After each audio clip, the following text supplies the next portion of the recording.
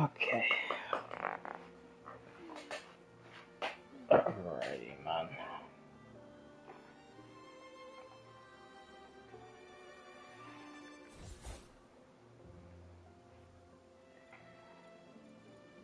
Ay, ay.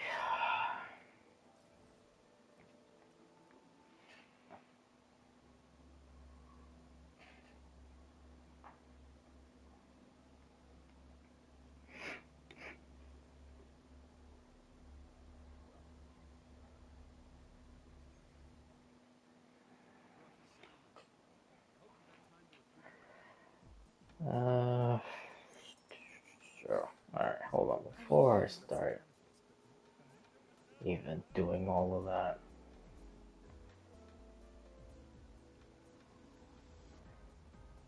yeah. Yeah, I should just probably blab for a little bit.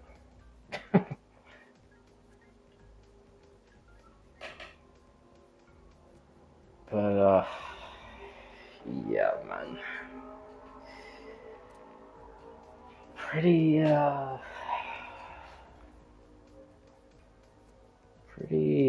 unfortunate, man. It's been, what, like, almost, yeah, like in a couple days, it would have been like almost a full 2 weeks since the last stream. But, dude, so much has been happening. And of course, a whole bunch of it's personal. So I'm not gonna go through all that stuff. But yeah, it was it was not good, man. Too much was happening. And then I was trying to do other stuff, thinking it was gonna go good. Yeah, it went horrendously wrong. Yeah, it's bro. It's like, yeah, I feel like so fucking defeated. Like, bro, ugh, just I don't know. Just like in general, like I feel like I take like 2 steps forward and I end up somehow 100 back. Yeah, well,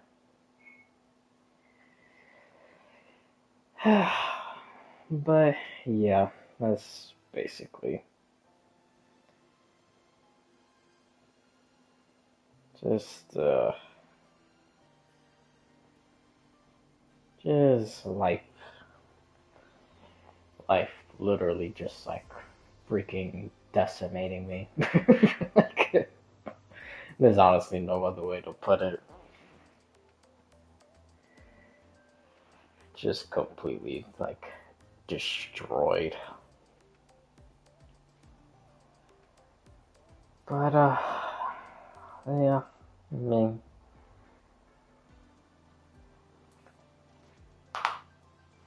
won't last long. Hopefully, you know, the last thing I need is going into this week just a whole bunch of other stuff going horrendously bad.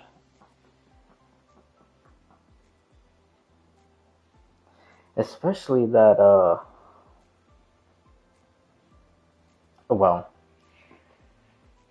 just streaming wise. Well, other stuff also, but I'm not gonna get too much into that. But especially streaming wise, because the the new update for Zenless Zone will be coming out this week.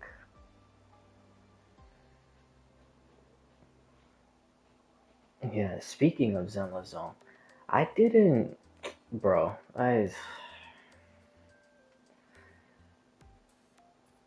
still didn't even get a chance. But to be fair, the whole thing with like not watching the quite a few last live streams has been kind of like a constant thing.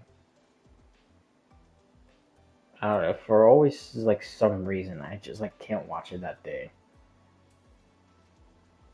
And then others it just follows, and then sometimes I could watch it, but to be honest, sometimes I just be forgetting. Honestly. But yeah, this within this last week it was yeah. I this week has yeah. It has literally been one of the worst this year. And that's saying something. Because in February, I literally almost died to being sick. Oh, God. Yeah. Dude, just, yeah.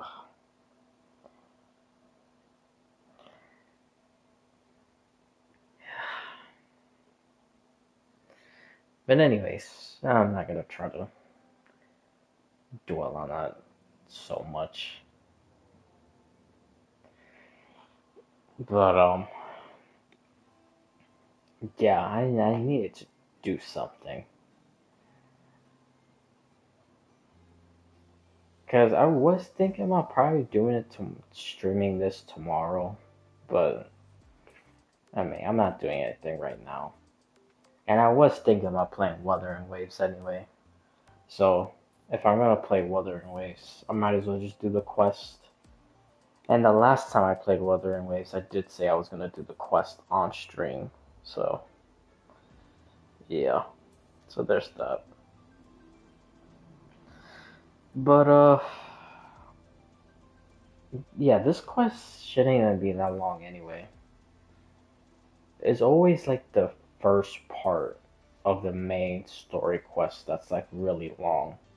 And then everybody or every other story slash character story quest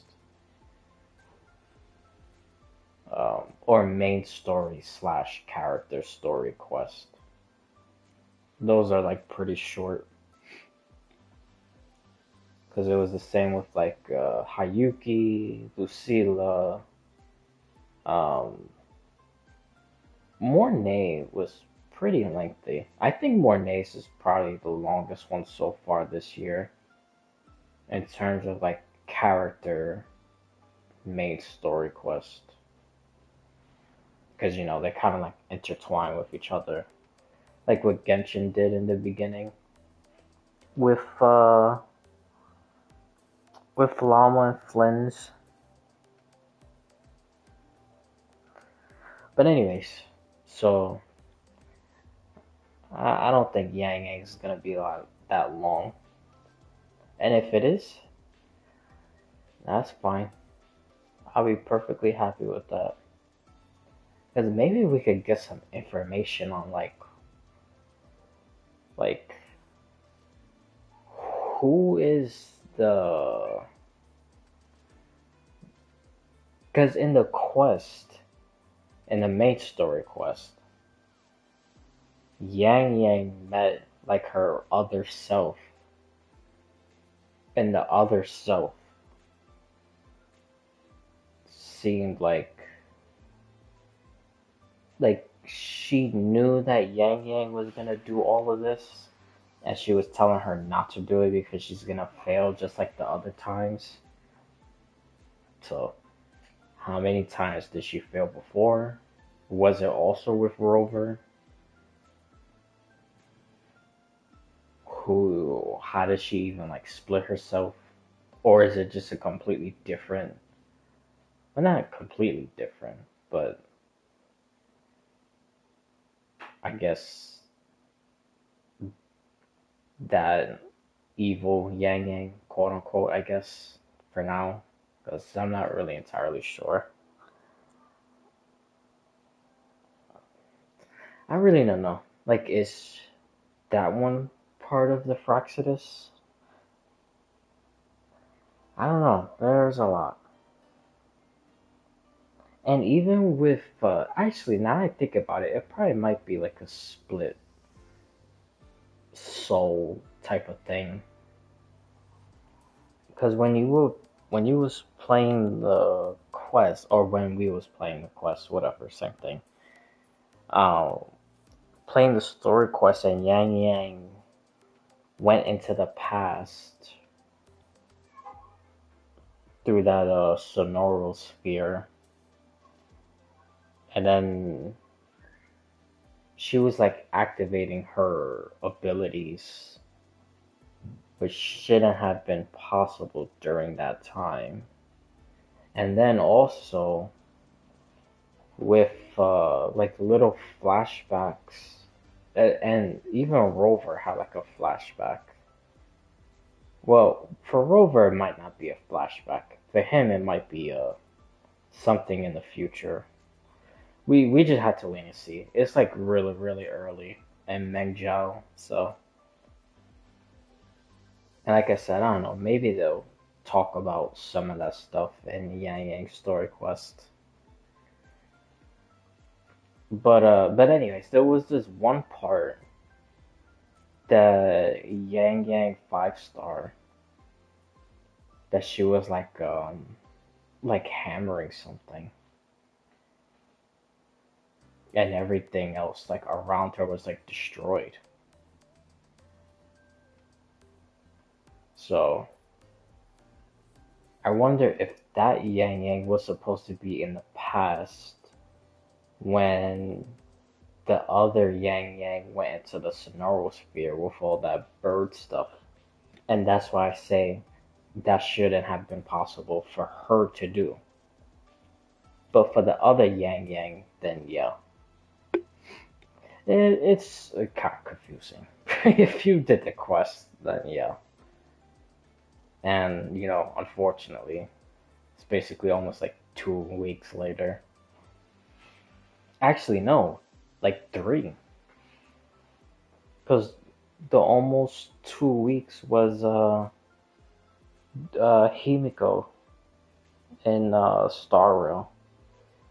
We're gonna talk about a little bit about Star Rail. I'm not gonna get too much into every little thing. Well, honestly, there's not even that much anyway. But anyways, because you know how I am once I start talking about theories. But it's not really about theories. It's about the Saprima dice game. Because I saw all the possibilities. So I do want to talk a little bit about that. Because he says a lot of interesting stuff. A lot of interesting stuff. But but yeah, I did this quest like basically 3 weeks ago. Excuse me. So unfortunately, if anyone did see that, they probably might have forgotten, especially with all the stuff that had been happening throughout the weeks. So when I'm talking about Yang Yang going in the past in the Sonorosphere, and then the other Yang Yang hammering something, which I don't know, might be her weapon, but that part I don't really remember. But anyways, with me saying all that, it might sound confusing, but but yeah, I'm just mentioning that stuff because hopefully they'll talk about some of that stuff inside the quest, the new quest that I'm about to do. And then, oh yeah, also this week coming up, it will be the sister. And then I'm pretty sure her quest will also come out. Because I think she's coming out with a quest, if I'm not mistaken. So that should also be interesting. Maybe we could get more insight on her deal with the Sentinel. So, yeah, that should be very, very interesting. But, but yeah, I mean, not really much of like me playing anything. I mean, I did play like earlier today and some of yesterday, and very, very, very, very little throughout the rest of the week because it was just dealing with stuff. So that was a whole nother problem. I'm trying to like honestly just forget about all that crap. But but yeah, a lot happened. And then even like gaming wise, a lot happened.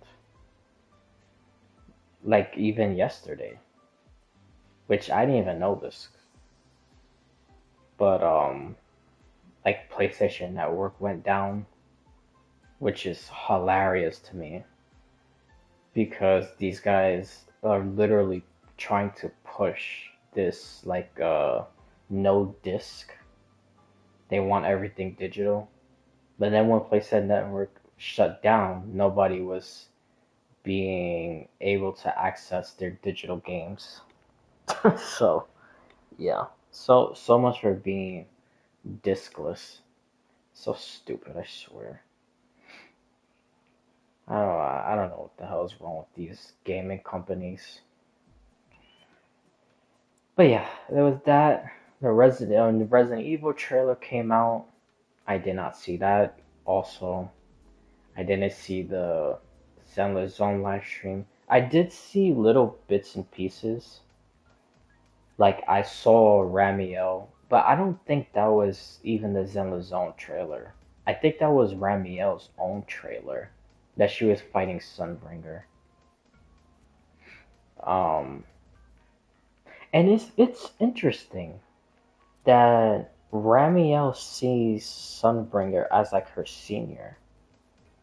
So I wonder if Sunbringer is the one who recruited like the Void Hunters. Like I'm thinking there's two possibilities. That she's like the top leader of the original Void Hunters and she recruited everybody else. Or she's probably like number two or three and she was the one in charge of like getting everyone. So like number one could be, I don't know, probably that professor dude from Helios Academy.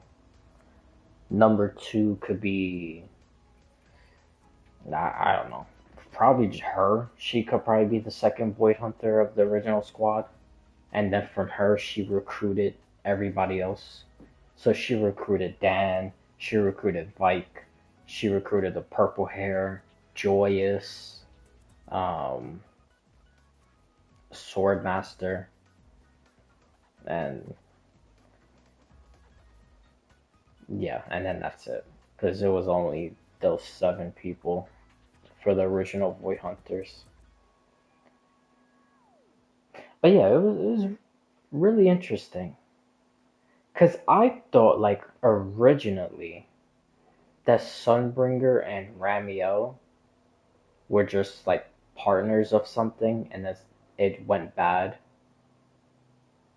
Well, obviously they were partners because of Void Hunters, but more like a duo relationship type, not relationship like love relationship, but you know what I mean. Like they work together and do missions and void hunter stuff. So I thought that was the relationship they had together at the duo. And then of course Sunbringer being a traitor, because I'm still holding on to that theory. Just like other other original Void Hunters are also traitors. But I'm not gonna go down that rabbit hole right now. Maybe I'll do it in another stream before the update, or maybe I'll do it on the day of the update, like the first like 10 minutes, like I always do. Go like on a little theory thing. But anyways, so that's what I thought the relationship between them two was. But it seems like she's the one who recruited everybody. So she might be like the first in command, or probably second in command of the original Void Hunters, or maybe third. Definitely probably top three. But yeah, it was pretty interesting. And now she's like so like dead inside. But I'm not gonna have no sympathy. I'm not having no sympathy. I know she's a traitor to the old capital, just like other original Void Hunters. But anyways, so yeah, there was that. Then there was this I'm actually kind of upset about, because the first time we saw Ramiel, she was in the black outfit, and we known her well all before Rose Califer. Like what? Like those 2, 3 updates before we went to Rose Califer, she was in a black outfit. Then we went to Rose Califer, and she was in the white outfit. So to me, you would think logically, okay, when she comes out and she's gonna be playable, that you will be able to like interchange them, since we first met her with the black outfit for free. No, you have to pay for it. Like, what? Like, that's crazy. The summer outfit for Ramiel, that one you also have to pay for. That makes sense though. That we haven't seen before. That wasn't like the first like initial thing that like we saw with her and interacted with her. And it's like literally become like a part of her like identity since again the first time that we met her. So I don't understand why like we have to buy the black outfit. That makes no sense to me. That's honestly truly stupid to me. I literally don't understand that. That's genuinely dumb. See, it would be completely different if we saw her in the white outfit the entire time, and then we went to Rose Califer, we saw her in the black outfit that one time, and then when she becomes playable, the black outfit you have to buy. Then that would make sense. But it wasn't like that. I just find that dumb. I don't know why they did that. That's really, really stupid. But but yeah, there's that. Then Sigrid is also getting an outfit. Lucy, but that one is free. And then you get to choose a 5-star with their weapon.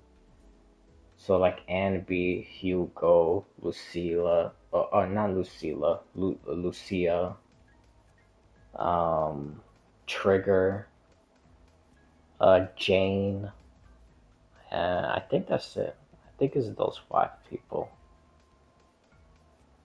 And then the rerun with Ramiel. Uh, Damn, I don't even remember.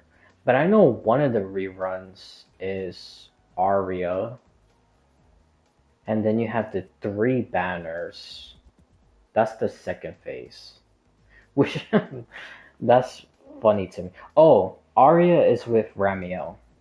So it's Ramiel, Aria, and then the second phase is Sigrid, and then that rerun with Sigrid is three people in one banner. Because there's Haramusha, which finally they're rerunning him. But I can't believe they're rerunning him when Ramiel's in the first phase, and then the second phase, Sigrid is coming out. Even though I feel like people are gonna skip Sigrid, but I don't think you should. But that's a whole different discussion. And then right after Sigrid, there's gonna be new people that comes out, and I already know those people are gonna be like god tier. Because if Ramiel is coming out this early, can you imagine the rest of the people that's gonna come out? And we still have Phoenix, and Phoenix is a Krampus judge. And so far, every other Krampus judge is like game changing. From Zhao, Dylan, uh, Bonyue, Promia. Like, these people are literally like game changing. So I could just imagine Phoenix. And who knows, maybe Sunbringer will also be playable herself. And then, obviously, there's going to be a new Void Hunter. I'm talking about like actual new Void Hunter. Not like original becomes playable. Like brand new. Like Miyabi. Well, she already is a Void Hunter. But that's what I'm talking about when I'm talking about new Void Hunter. Like Miyabi, Gong. Who knows? Maybe Yi Xuan will get recruited this year. Because she got recruited before, but she denied it. So she didn't join. But maybe she'll join this year. So. But yeah, I think we're definitely gonna get an actual new Void Hunter in December, like always. And they're gonna be sword. Watch. All the new Void Hunters are gonna be sword related. Because I thought it was gonna be, even the originals, that all of them was gonna be sword. But yeah, that didn't work out. But the new ones, yeah. I think the new ones, all of them are gonna be swords. That's why I really don't think the Yishuan. I was about to say the leader of the temple. But anyways, yeah. I think that's why she won't be a Void Hunter. But if she does, then you know that theory will end up being wrong. But anyways, so yeah. Um, what like two, three Spider-Man trailers came out since the last time I streamed. Yeah, it looked pretty good. The Avengers trailer came out. That looks pretty good. Um, I did not get Sandro name, which yeah, that really pissed me off. Yeah, Dude, I got so fucking mad. I still can't believe I didn't get Sandrone. This is like so fucking ridiculous. But I did get Yaimiko, and I put that constellation thing that you do the daily missions and then the resin. I put the constellation thing for Yaimiko, so now she's C1. So yeah, so I still have the guarantee, so I'm just gonna save the guarantee for Odette. Because I already have Shogun and Columbina, so I'm not gonna waste the guarantee. That's just stupid. I'd rather just save it for Odette. I will probably pull for their weapons. Because I picked Shogun's weapon. But if I don't get it and I get Columbina's, it's still fine. I will prefer Shogun's weapon, but you know, that whole weapon banner is such a fucking pain in the ass. I don't know why. Yes, there's so much wrong with Genshin. I have the highest of expectations for next Friday's live stream. Because next Friday's live stream is going to be the live stream that shows Shesnaya. And it's going to be 7.0, and it's at every point 0, there's like some game changing like thing. So I have the highest of expectations. Everything that people have been complaining about better come out than Shesnaya. Like a skip button, even though I don't think they should add a skip button because, dude, lore people. I can't even say lore people. People who are trying to talk about lore now. Oh my god, dude, it's getting horrible.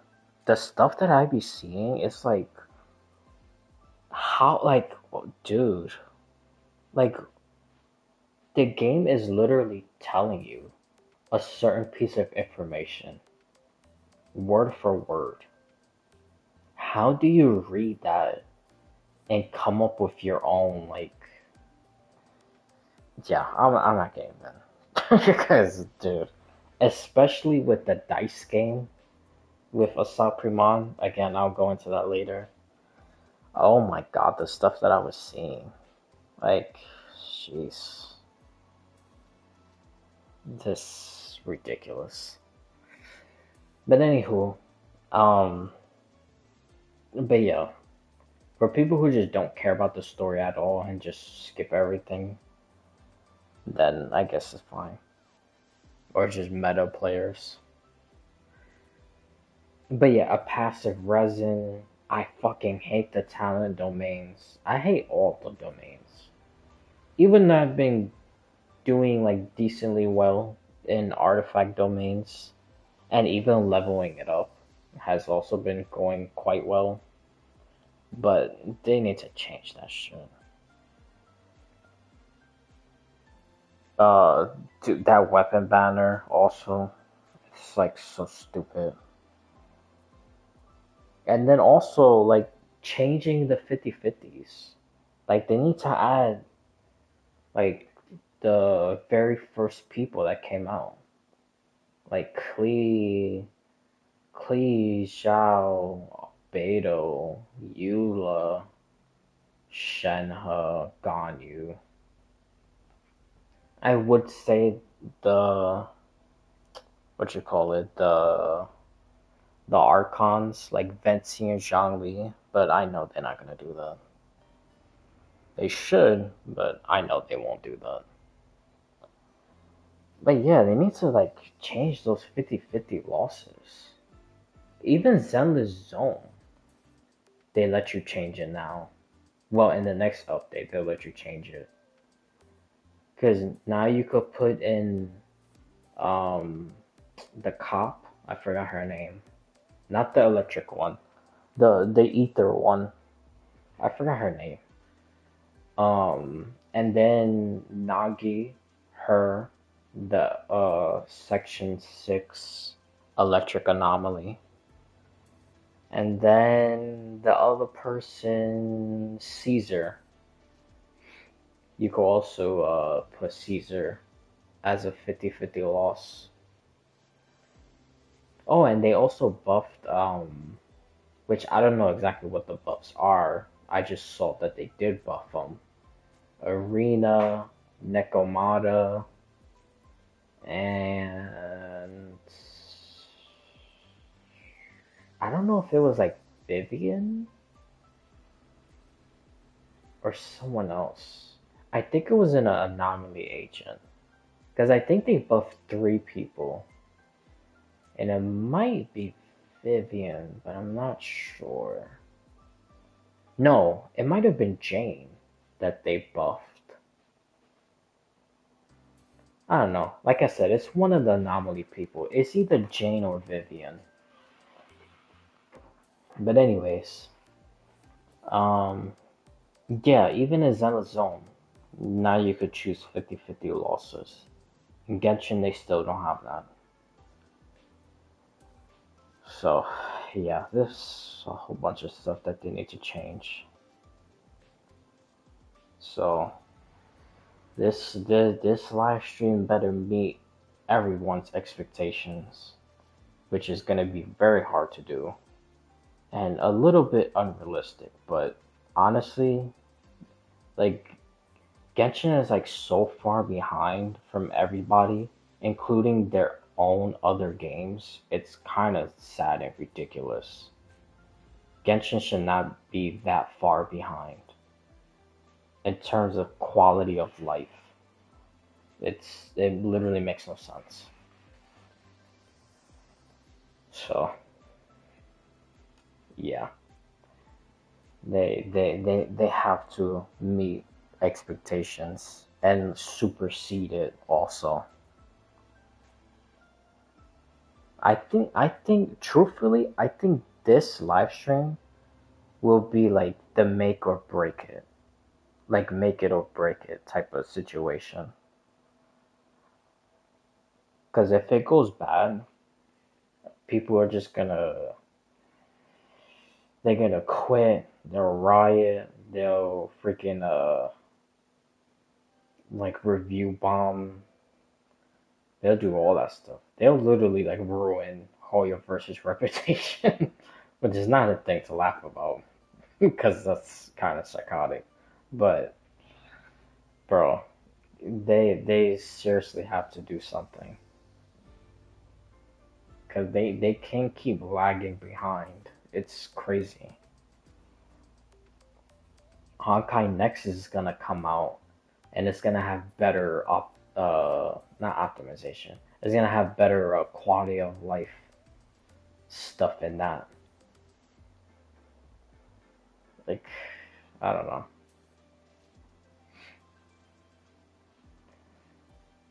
but I think well we could start because it's pretty much almost everything.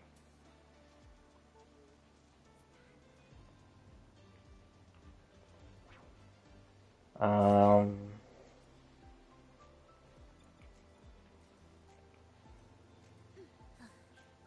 Are we there yet?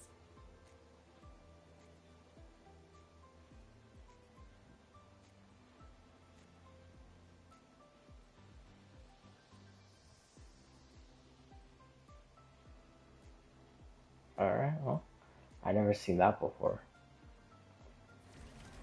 But anyways, um,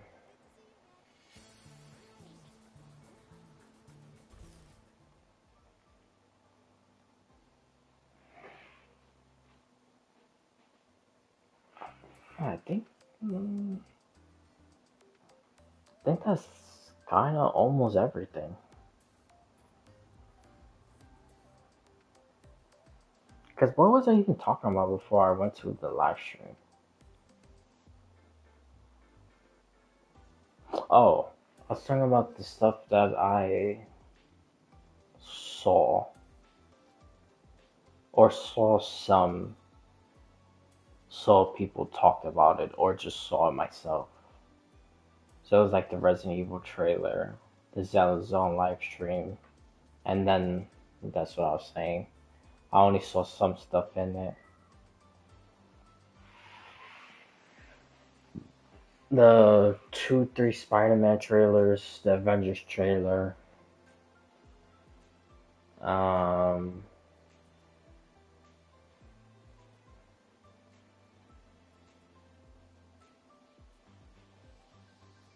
what else even came out?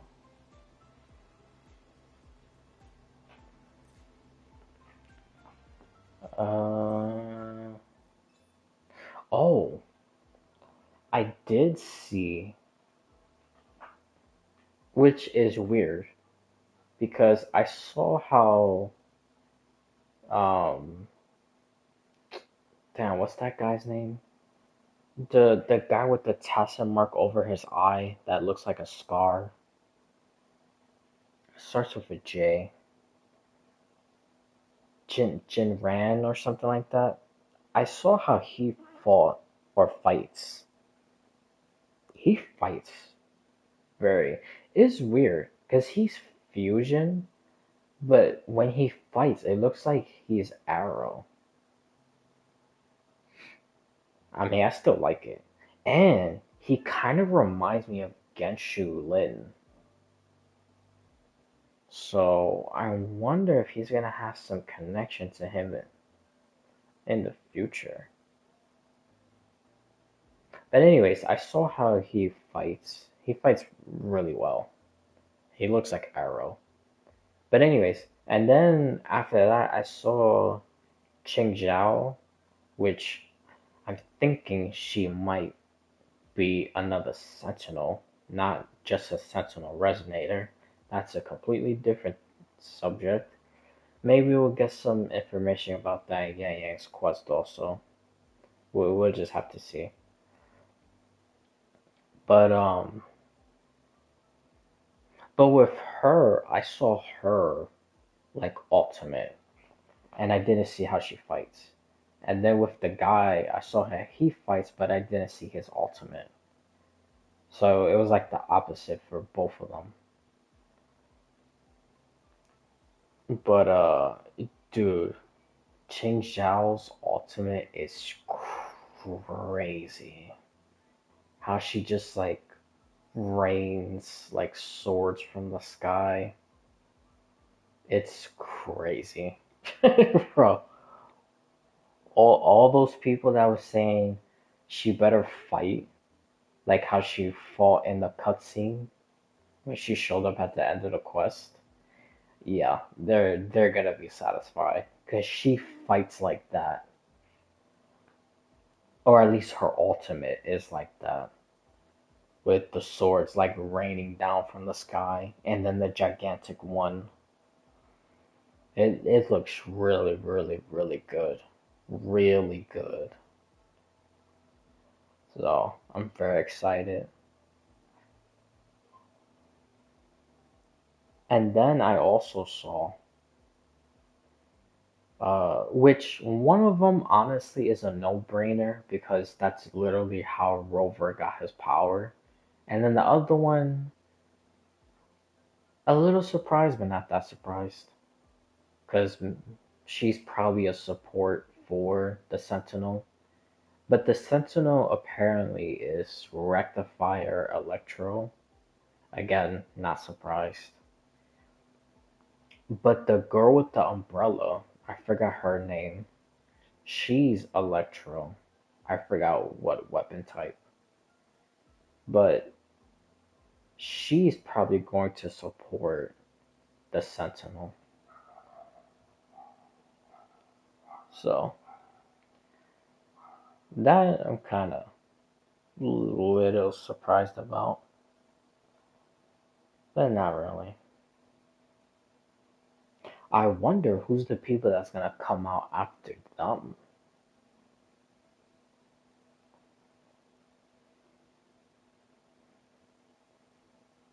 Cause just like Zenless Zone, we went to a new area and already we getting like supreme like heavy hitters like 2 3 updates in.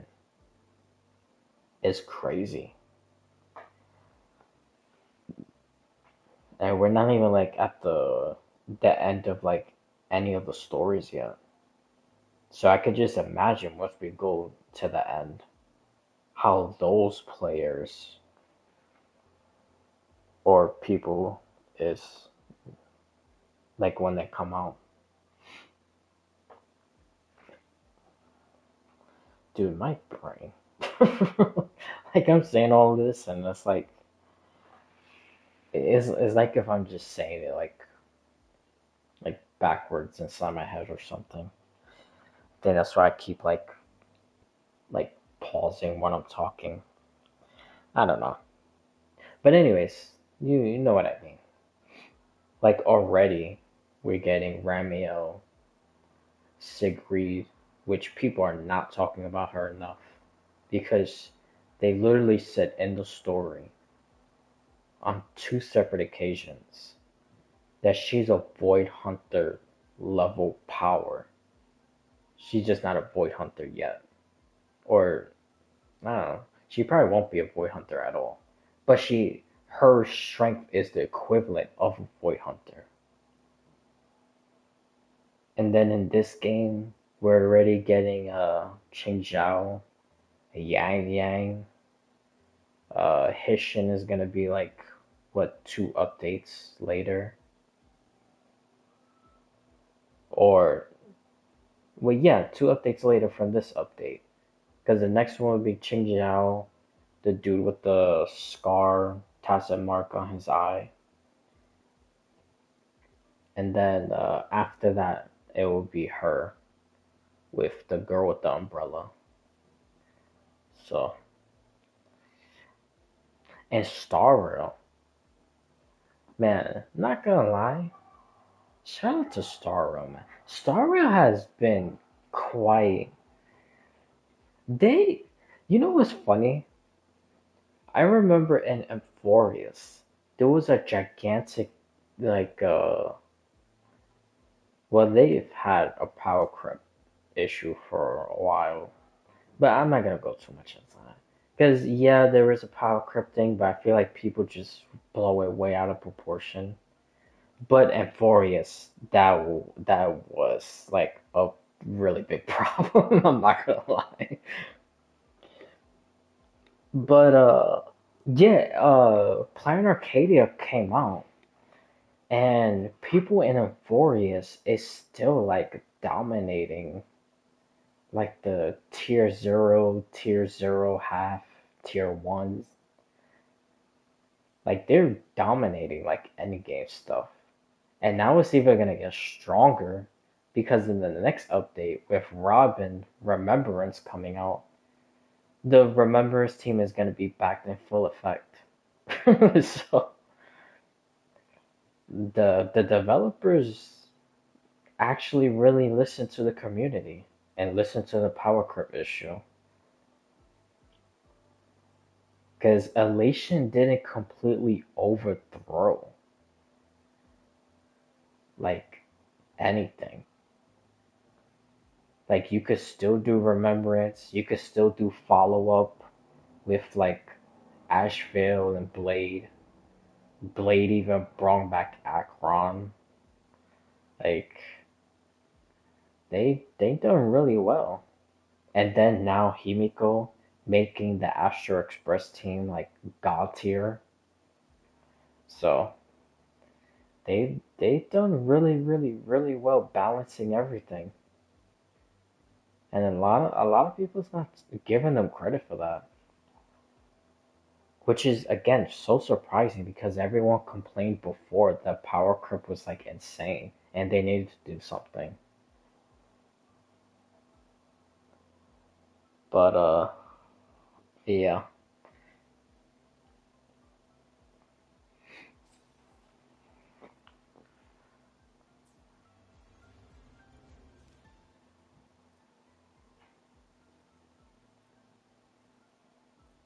But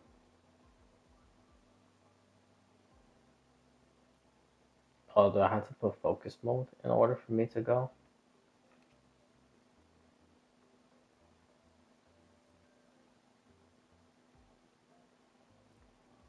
Okay, I still can't even. Okay. I thought it was gonna teleport me over there. What the hell? Ay, ay, ay. I think it's gonna be here anyway. Yeah, I haven't done anything, man. I haven't done none of the side quests. I didn't even start any of the events. The only thing I have been doing is just logging in, and that's it. And with me logging in, I've been able to just complete these things. That's it. I haven't started anything else.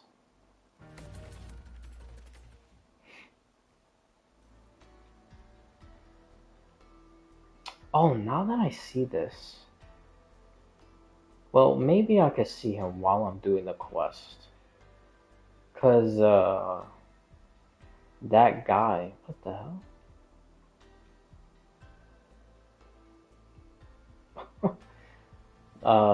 That guy who kept on getting quote unquote nightmares. I forgot his name. And everyone in the village kept calling him crazy. And then literally like a couple seconds, well, not a couple seconds, like a couple minutes later, when we progressed throughout the quest, his quote unquote delusional nightmares ended up being real. Because he first called the village being attacked. Everyone called him crazy. Then the village got attacked. Then they called him crazy for this city getting infiltrated, and the city got infiltrated. Then he was also called crazy about people being kidnapped by like the guy using the robots. They called him crazy, and that's literally what happened. So like every little thing of him getting nightmares and people calling him crazy, he's been like right on the mark every single time. So I wanted to see if I could see him again somewhere around like this whole entire place.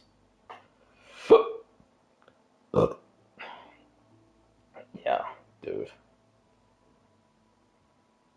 Unbelievable. I'll get there eventually. But anyways, um oh, there's a bird thing up there. Are we there yet?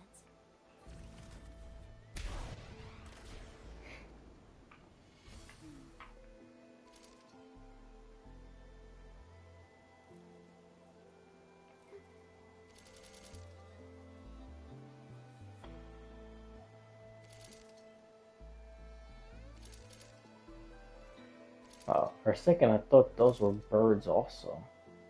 But no. That's just a like kind of like a fast travel thing with the motorcycle.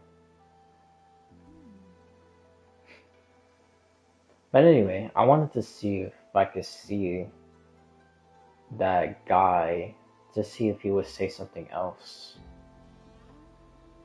Like if he has any more nightmares. Are we there yet?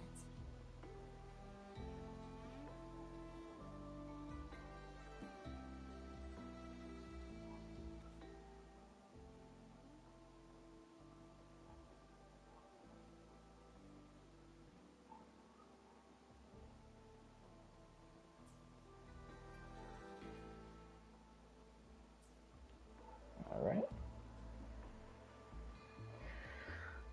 But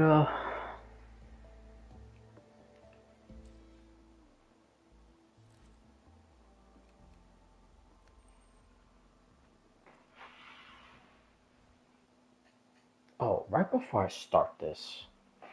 Um so with the choices with a Saprimod, it actually is random. Because I was wondering, like, how did it work before? Like, is the first one always a fail and then success, critical success, and then it is it like a pattern? Is it some choices it will always be a fail, some choices will always be a critical success or success? I thought it was like some type of like thing to it, but no, it's literally random. So every single question you could fail success and critical success. And yeah, he's like I said earlier, he says a lot of interesting things, especially with even though I got a critical success when I did it on stream about the Ravengers. But with the Ravengers, when you fail his uh, Ravenger question and you get a success with the Ravenger question, the one that sounds different in every single one is about Archforger, which is funny because, and not to go on a whole people don't pay attention to lore, but I mean, that literally is what it is. Because I was seeing a whole bunch of stuff before saying that Zephyro this and which yeah, that is true. And then Archforger is like this and that and even with the other questions. But literally in the very beginning, before you start asking the questions, Asat Preman literally he tells you a fail will be the entire thing will be mostly full of lies and a tiny sprinkle of truth. A success will be it will be almost like 50-50, but it will be a little more leaning towards the truth side and then there'll be a lies. And then a critical success will be filled with a majority of truth with a little sprinkle of a lie. So no matter what you pick, there will be a lie within it. And you just have to pay attention to what he says about each one. So, again, when he talks about Archforger, that's the Ravager that he says something different in every single. He says something different in fail, he says something different in success, and he says something different in critical success. So I think he's lying about Archforger's weakness. And then everyone else I think is true. And then he talked about his love life, which I thought he was gonna mention Dolly, like from the Astro Express, but he doesn't mention her. Maybe they did have a thing, but we just don't know. But I thought he was literally gonna call her out by her name, but he doesn't do that. He doesn't call any of his love interests out by their name. What he does say is that he actually did love them. Because when you choose that one, he automatically gives it a critical success. And that doesn't count towards one of the 8 questions. So it's basically a free question that he tells the truth. So with that, he says that he loved every single person that he ever been with, like truly loved. And then, like as a weird form of like his like love to them to like end their suffering, he made sure they were on the planet when he blew it up and killed everybody else. Like, that's a pretty sadistic way of, like, I don't know. That's crazy. But it just makes me wonder that if he had a love interest in every single place that he went to. And I also wonder if his love interest wasn't only just like a lover's love type of thing. Like, did he also go to other planets and kind of have like a loving, like father daughter thing or father son thing, like what he did with Himiko? Because that's technically a lover relationship, but that's not, again, that's not a lover's love. That's like a father and daughter love. So I wonder if he had that type of relationship with other people. Like, did he go to other planets, pretend to be that child's father, and start a bond, and then just destroy it and kill the child? Or when he was talking about love, that it was literally like a lover's love type of thing. And Himiko was the first time ever that it was like a father daughter thing. Yeah, made me wonder. And then when he talks about veracity was also pretty interesting. And the Stellaron inside the Trailblazer.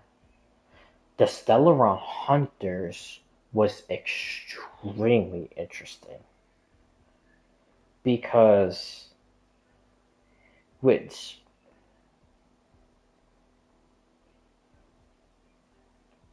that one when he talks about the Stellaron Hunters, especially the critical success one, he comes out and he says that Elio is he's not pursuing an end to finality. He's pursuing finality in a certain way that all possibilities freeze, if that makes sense. So, because he didn't really give an example, but I'm just gonna try to think of an example. Okay, the four paths of finality. Well, let's just stick with the three, because the fourth one that's gonna lead a rabbit hole. I think the fourth one is every single one when certain things happen. But I don't want to go down the rabbit hole like I just said. But anyways, so destruction. Destruction wants to destroy everything, right? So if destruction destroys everything and then fully ascends, and then uh, the rebirth of the universe happens and whatnot, then there will basically be like nothing, if you will, because everything got destroyed. So that would be almost like a finality. Then the one um, with Cyrene and the Trailblazer in that Elio trailer, not Elio trailer, the What If trailer about Euphorius. The one where Herta goes to Iron Tomb and Zephyro and Well and all that other stuff. At the end of that trailer, if the Trailblazer doesn't let go of Cyrene and like continues his journey, then everything would have been frozen. So that would have been a finality. So Remembrance would have been the fourth finality. Again, that's I'm not gonna go through that whole entire fourth finale possibility because I truly believe the fourth one is every single path. Certain things just has to happen. But again, like I said, I'm not gonna go down that. But and then you have Nihility, which is one of the three that's confirmed because it's Destruction, Nihility, and Harmony. So then Nihility, everything would just be meaningless. And then if there's is meaningless, then would just end up being a finality. And then Harmony, if everything is harmonious, then I think if something was to happen, everything will be destroyed because everything is in harmony. So there will be no reason to have like any type of fighters or anything. So there will basically be like no one to keep anybody safe because there's no need to keep anybody safe if everything's in harmony. I think that's probably why harmony is one of the four finalities. That's just a theory that I have that's not confirmed or whatever. But anyways, I'm just saying those as examples of what Asap Primat said about Elio.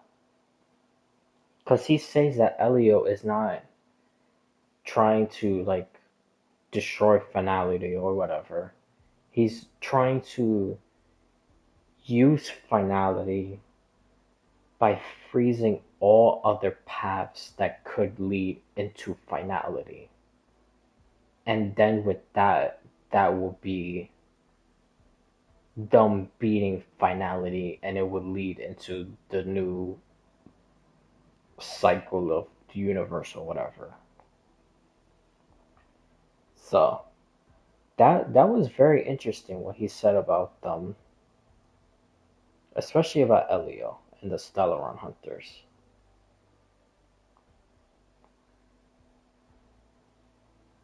Because he also mentioned about them using the Stellarons. I don't remember what he said. Oh, I think he said he was gonna use the Stellarons to freeze each type of possible finality. I believe that's what it was.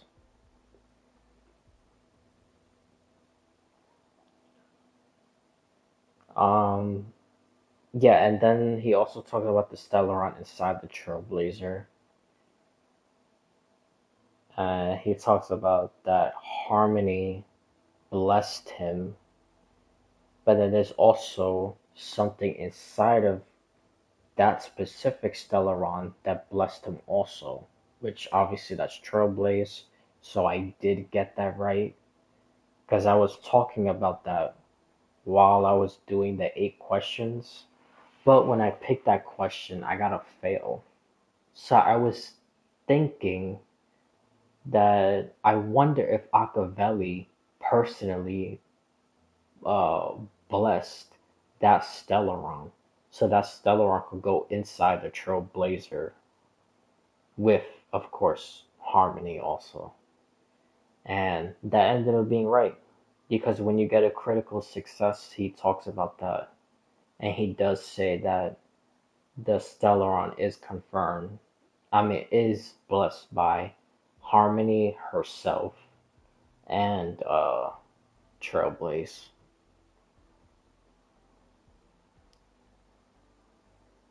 Um, I'm trying to think of anything else. Because it was a while ago that I saw it also. Because I saw it like like 2 days after I did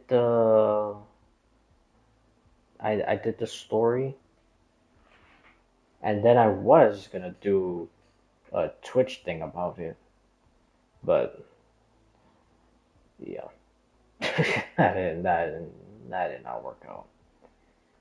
Literally, almost like 2 weeks of just suffering. But anyways, um, so I can't remember. every single thing that he talked about. Well, I can't remember all the critical fails and success. Because I do remember he also talked about Yao Guan and Evanencia. And he says, don't worry about Evanencia because she's like intertwined with abundance and the ambrosia tree, so she'll never truly die. That was critical success. And then Yao Guan, he said that he doesn't know what happened to her, and it really doesn't matter. And that I actually do believe because at the ending, when Yao Guan and the Trailblazer confronted Asap Primad,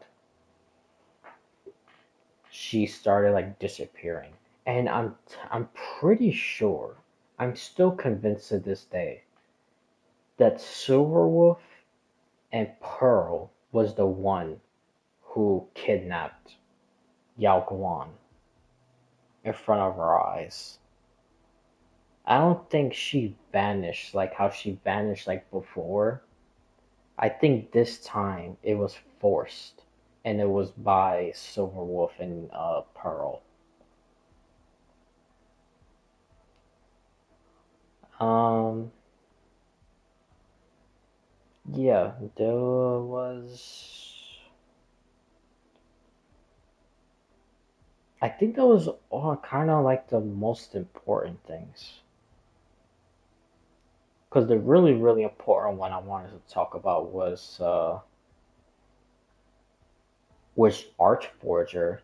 Because I think the lie about the Ravengers, I think he's lying about Archforger.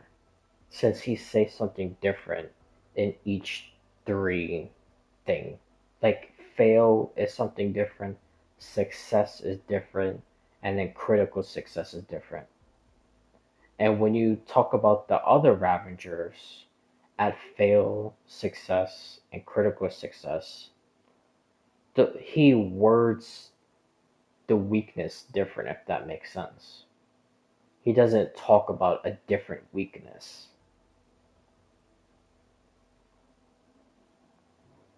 So like Zephyro, like he says, afraid of the dark.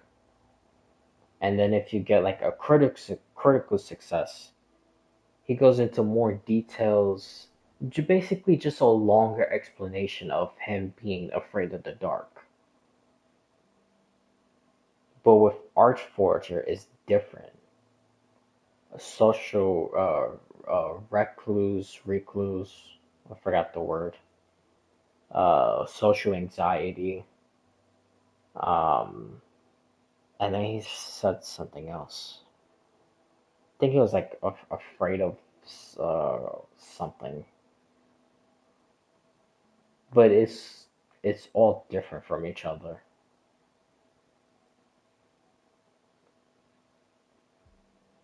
And then the other one, which was about the Stellaron hunters,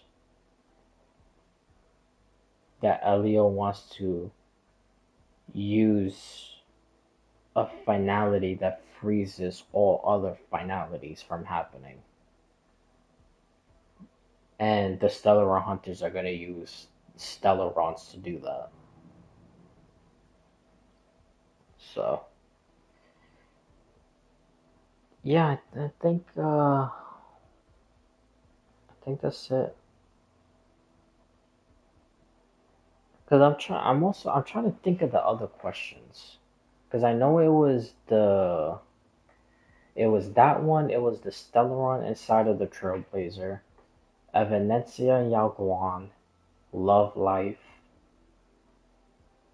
um, Veracity,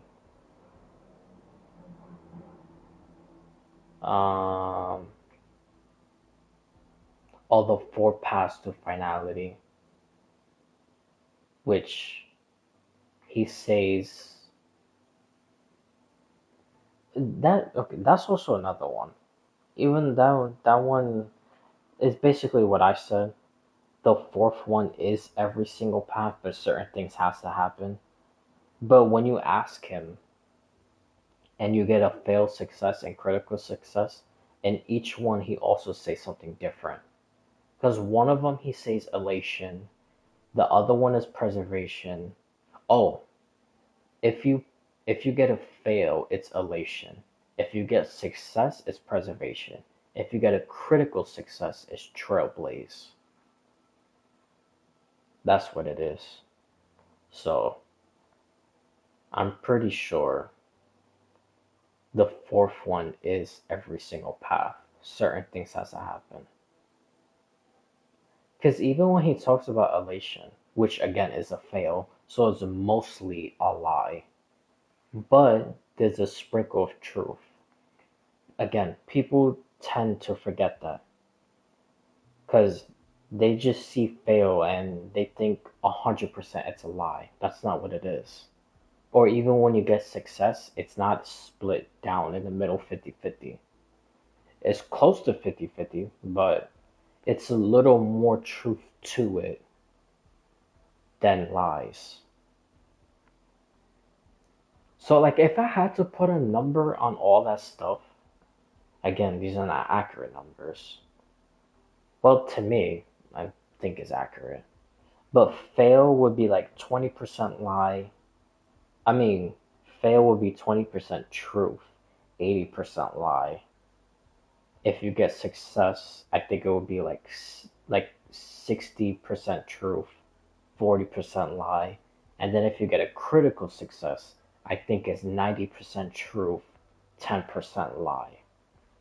Because that's also another thing. Just because it's a critical success, it doesn't mean 100% of what he's saying is true.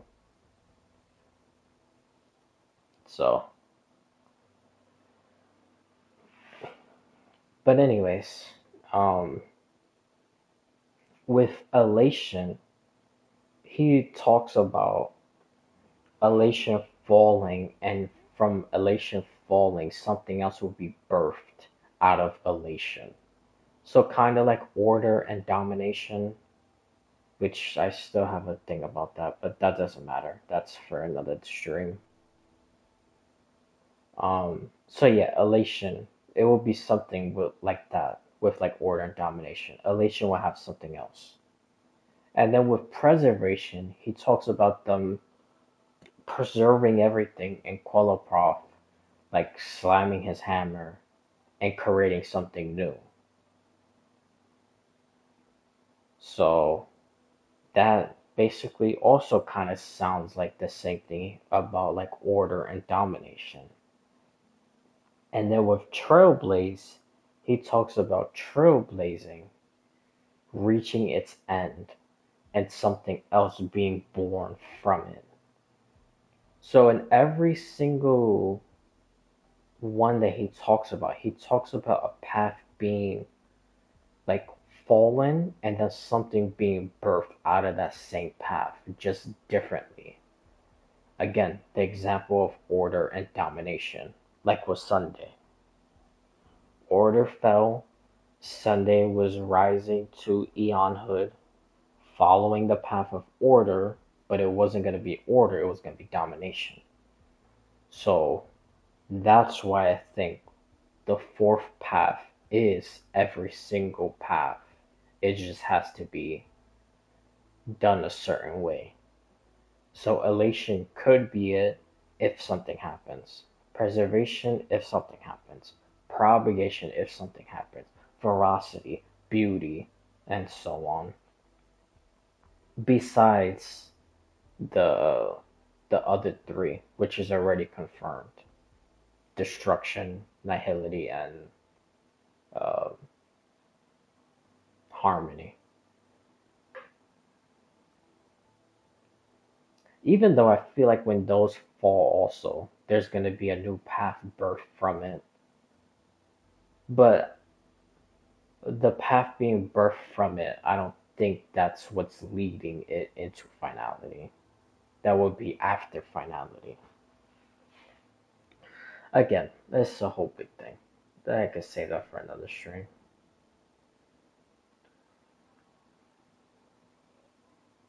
But but yeah, I think honestly that's kind of it. I think you could also, because again, like I said, I'm trying to remember all the questions. I think one of the questions also asked, like, where is Akavelli? Like, is he dead or something? And I think for that one, Asar Primant also answers for free. And I think he says that he doesn't know what happened to him. I'm not 100% sure.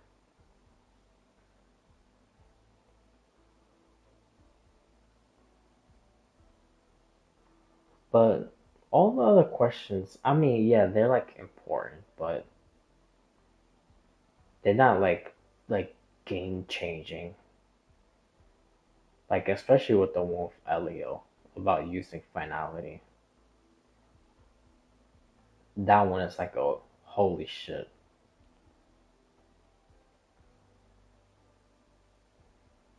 The thing is, now that I say that, I do wonder what is the 10% lie in that statement? Is it, oh, I think it's using the stellar rounds. I don't think Elio and the Stellar Hunters are using stellar rounds to freeze finality possibilities.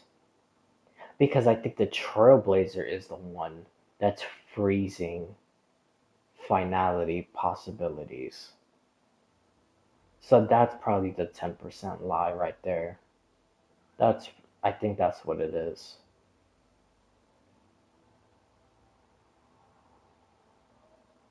Yeah, that has to be exactly what it is. Because if I'm right about every path being the fourth finality, certain things has to happen.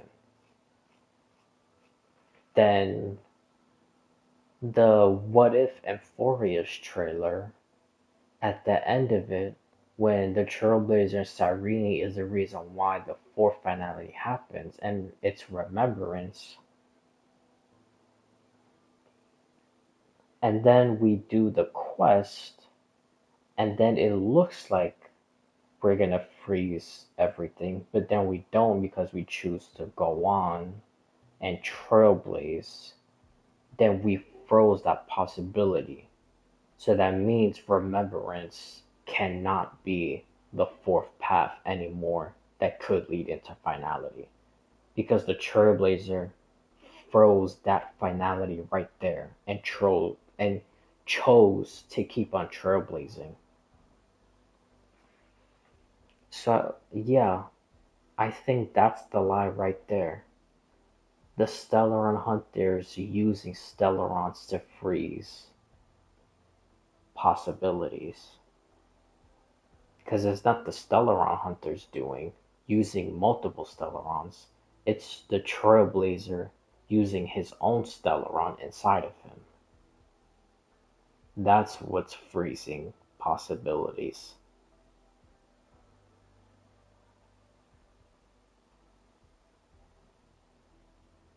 Hmm.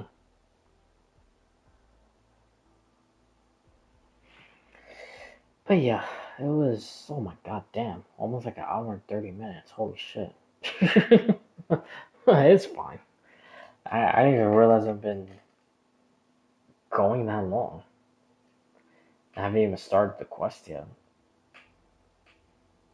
But again, like I said, usually these things are pretty short quests anyway, so it should be fine. And yeah, there was so much to talk about anyway. Because like I said, I haven't been here for basically almost. In a couple of days, it would have been a full 2 weeks. So there was a lot to catch up on, to talk about. Even though I mostly kept it like game wise. Because, I don't want to be putting too much personal stuff out there.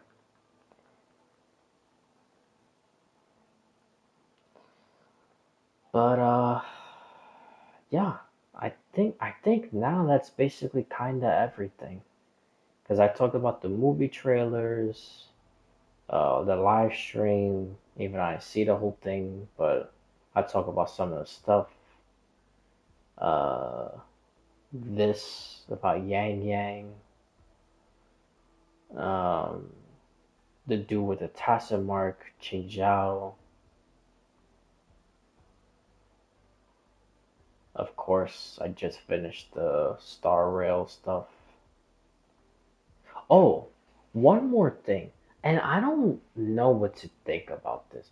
I mean, I do see this being an actual legitimate possibility. I still think it's gonna be Machiavelli though. That's just my own theory. But like I said, I think this one holds like an extreme amount of weight to this theory. Cause remember when Himiko came out and said that she made a wish to the moon and a shadow appeared. And then I came out and said during the live stream when I was doing the quest, I came out and said, how is that possible? Because Machiavelli disappeared. And Machiavelli is probably the only one who granted her the wish. Again, I still think that's true. But if it's not true, and it ends up being what I saw on Hoyolab, that would be crazy. Because on Hoyolab, I saw someone's theory. I wish I would have screenshotted the person's name. And it's funny because I said I was going to be screenshotting stuff like that in the future. Especially during the whole noose, Aha pretending to be Noose and Euphorius.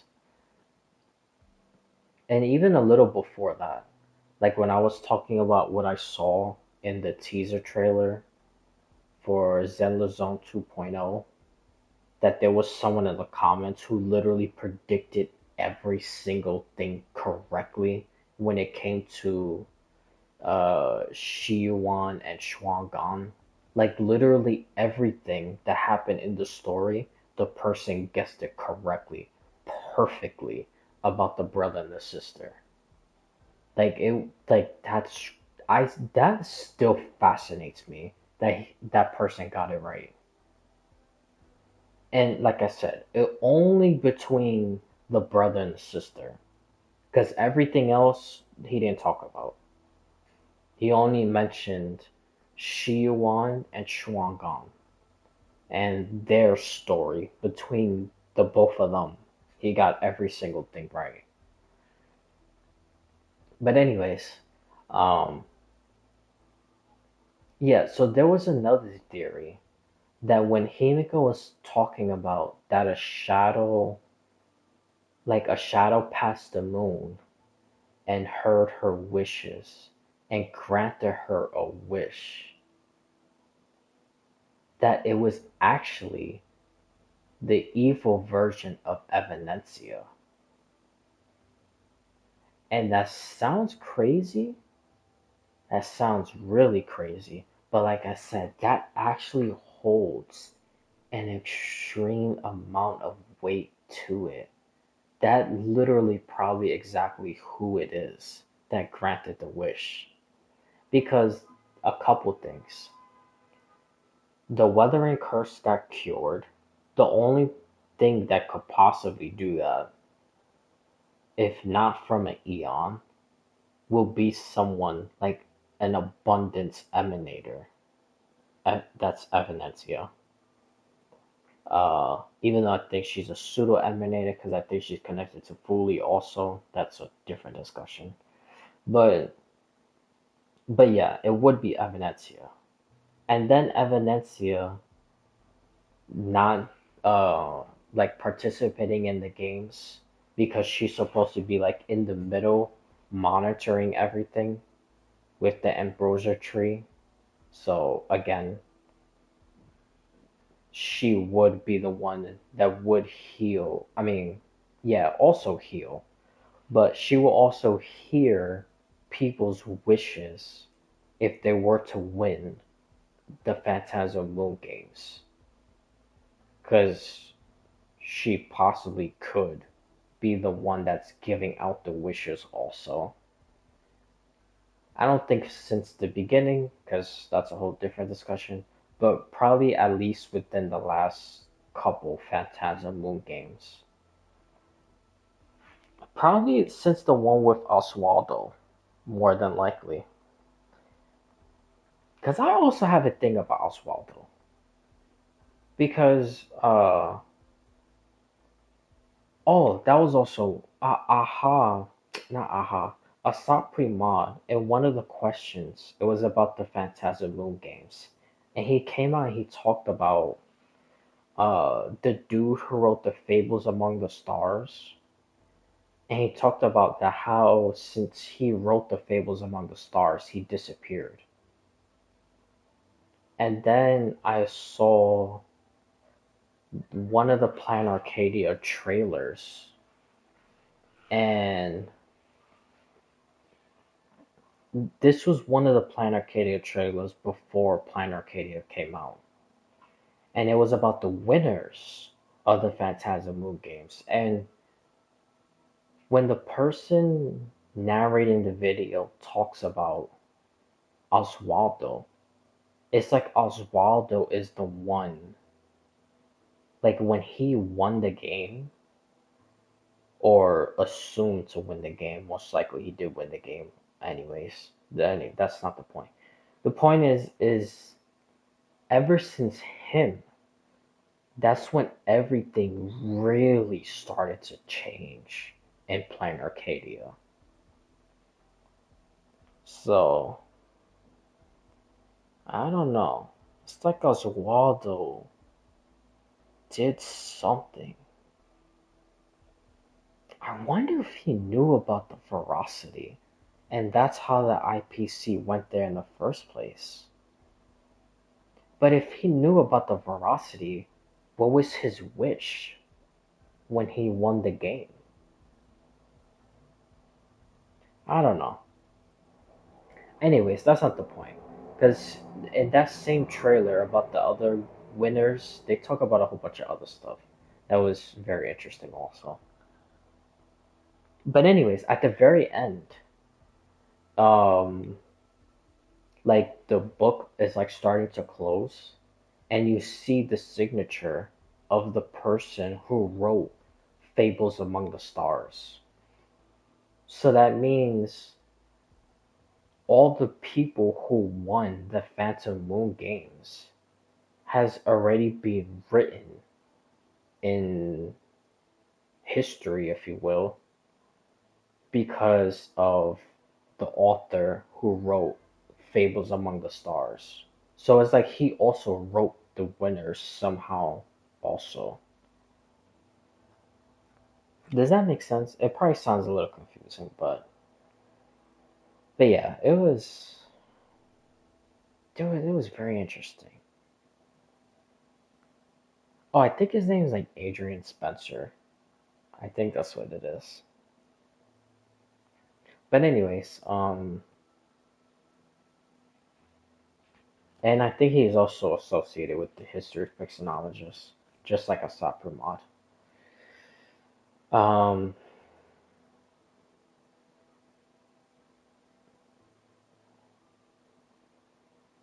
damn, I was gonna mention something else. I don't even remember.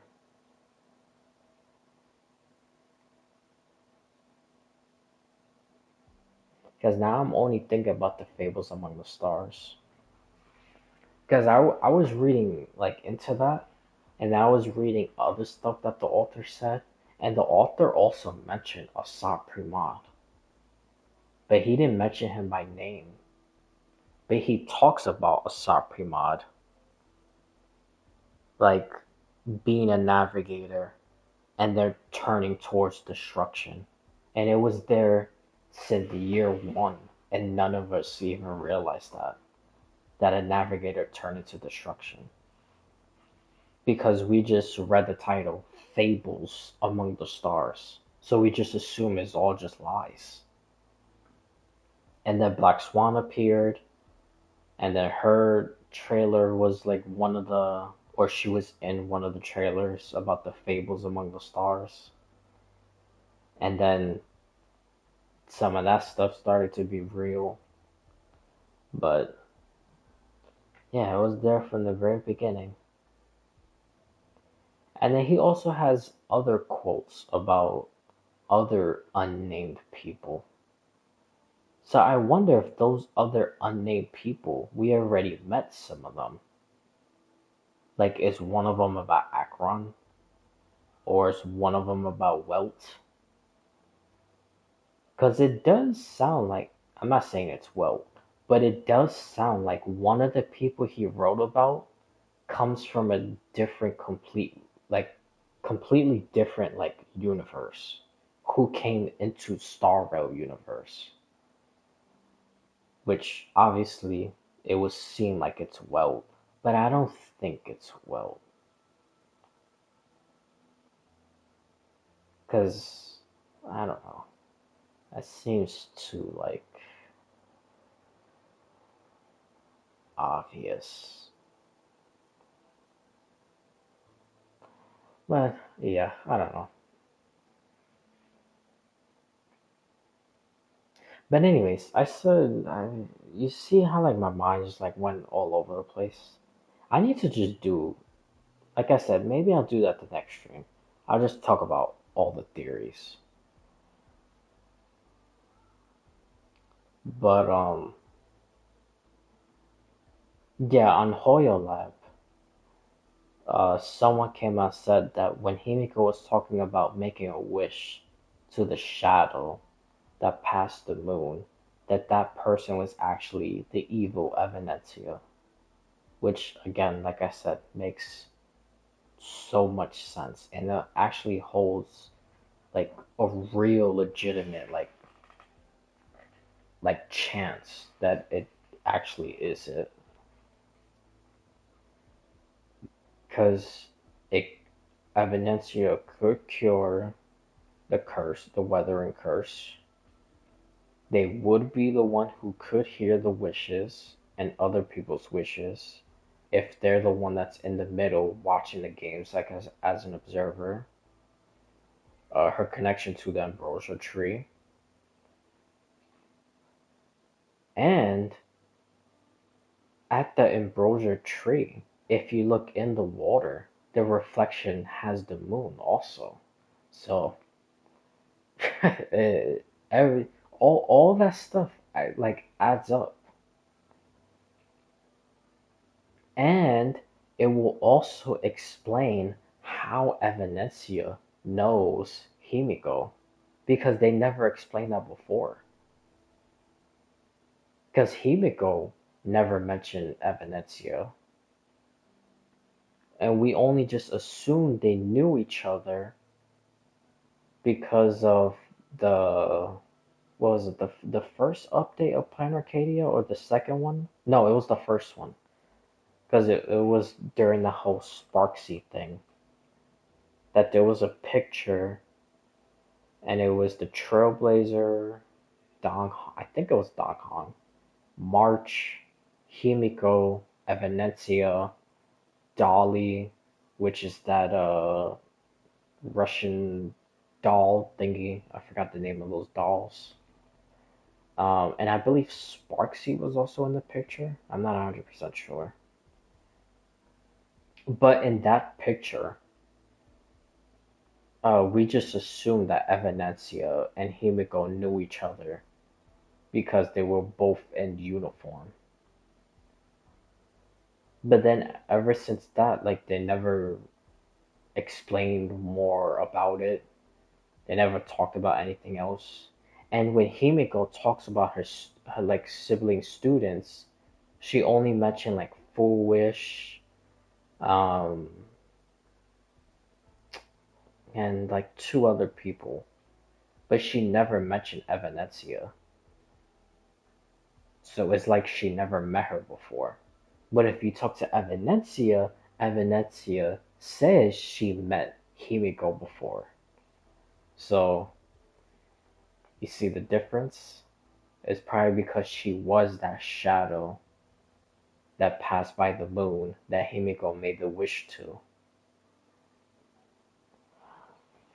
So that theory has some like real serious like serious like grounds, to be legitimate. Like it might not be a theory. That might actually be literally what it is. But like I said, my own personal theory, I still think it's Machiavelli. But yeah. And honestly, that never even like passed my like I never even thought about that.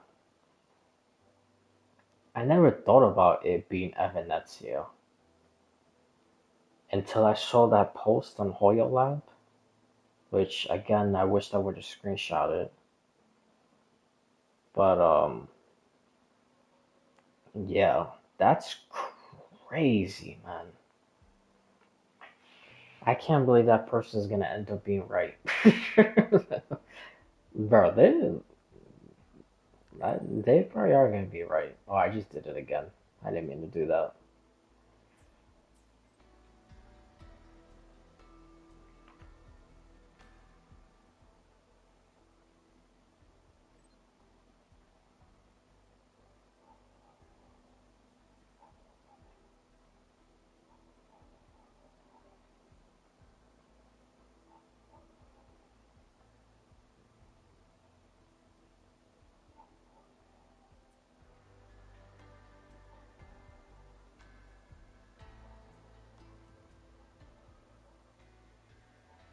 Yangyang, why she wanted to is asking for you. Dude, Yes, I know. I received the message as well. I thought they fixed this, man. Look, I should go. It's only a routine spectrum test. Shouldn't take long. How have you been feeling the last few days? Nothing out of the ordinary.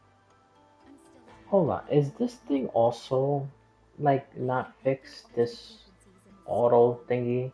but which frequencies it works on, and how much I can actually undo, that I still don't know. Yangyang's condition. This isn't a normal second awakening where Genshis occur within it, is it?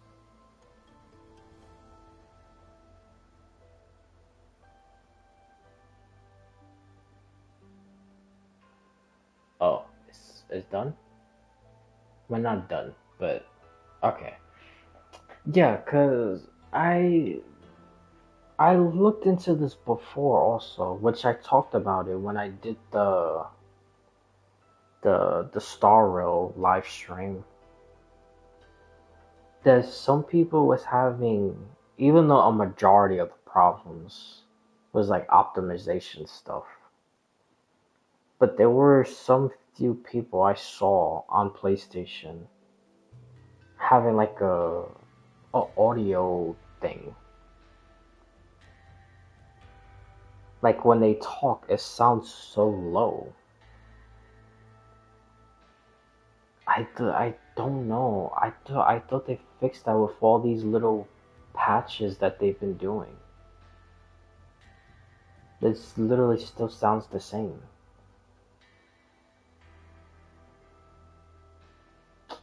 Dude, that's annoying because I don't know how to fix that. I don't know, like, is it just all like, is it just like all the voice lines in this update that's just low like this? Because I know it's not the game itself, which sounds confusing and dumb, but like before I did the Carletta quest. I did other people's quest, and it didn't sound this low. It only started sounding like this in Mengzhou. So I don't know what it is.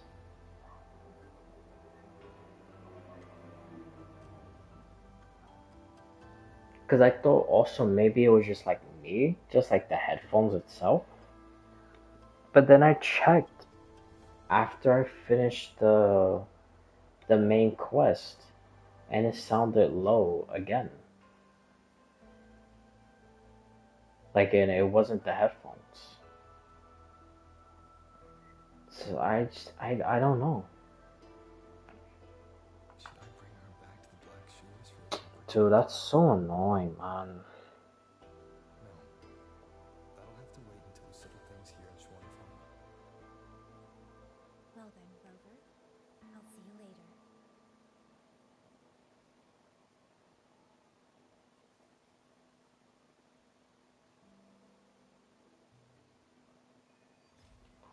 Hold on, maybe it's like something.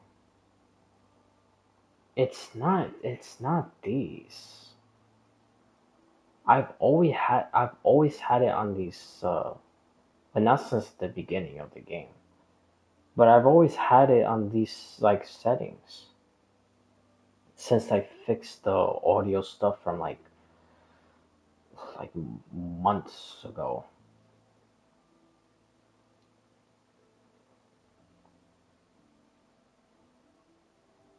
Because the audio stuff that I was having before, which I don't even understand, because the very beginning when I started streaming, there was no like echo problem. Then there was, all of a sudden it was like some echo problem. So I fixed the echo problem, and then it's been just like perfect. And then the last quest, all of a sudden when people start talking, it's like low. I don't even know what the hell it is.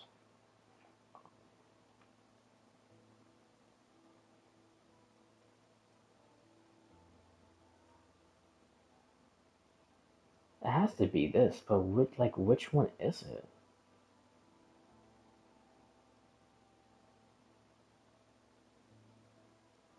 I don't even know what the hell ambient volume. I don't even know what these things are.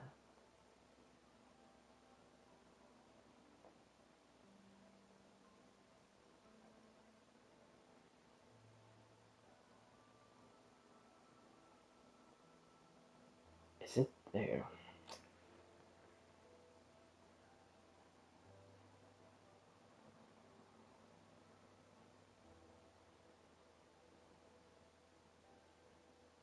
I literally don't understand because I had it on these settings for so long and then there was never a problem.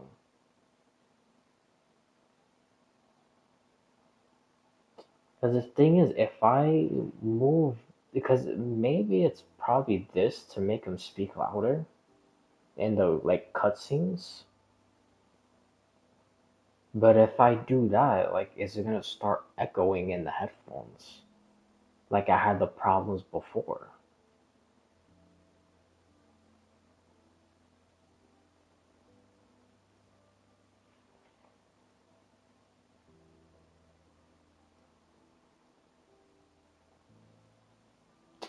Dude, this is so stupid.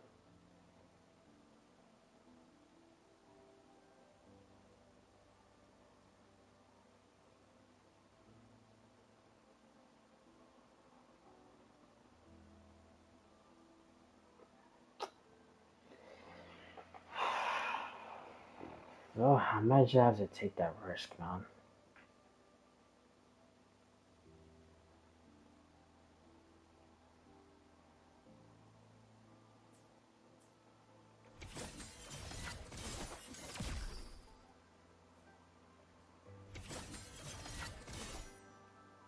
Okay, hold on. Let me see. Maybe. Oh.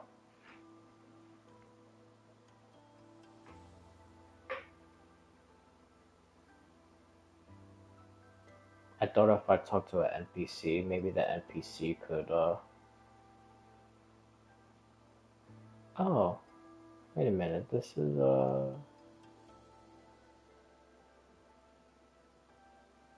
where I found that, bird.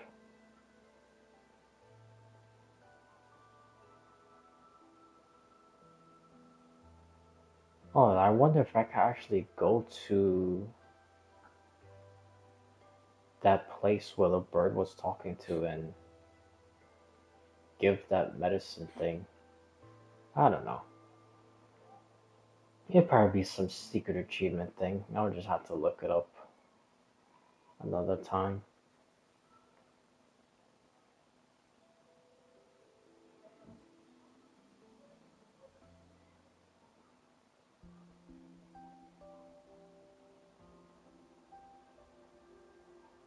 The test is finished. It'll take some time before the results come out. Please, wait here for a moment.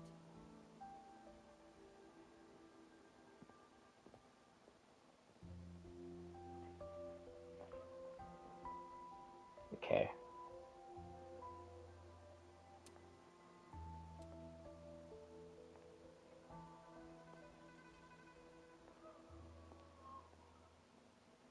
Sounds pretty good. Sister? I can't tell. I ran into Rover back in the city. He told me I could find you here, so here I am. I mean, it sounds better than before already. I'm waiting for my spectrum test results. You know, when you Problem is, again, I don't know if it's gonna be like echoing. I'm not quite sure I how hope not. either. I think the biggest problem is gonna be like during the fighting. Because during the fighting, they, like yell and scream and talk and like, so I wonder if that's gonna be an issue.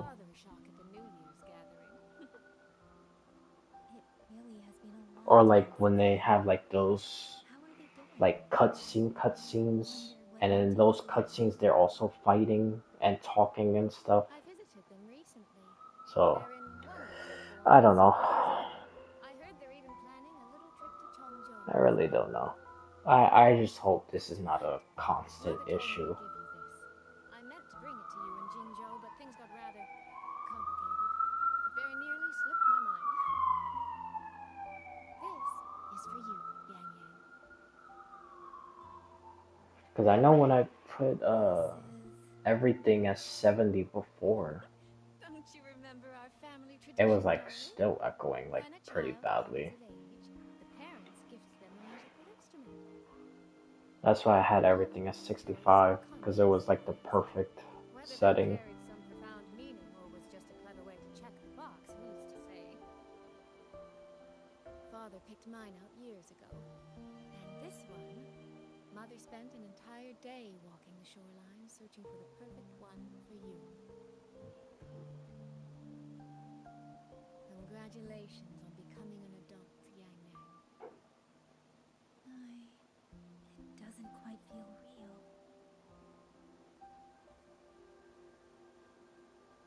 How much have I really grown since I left home?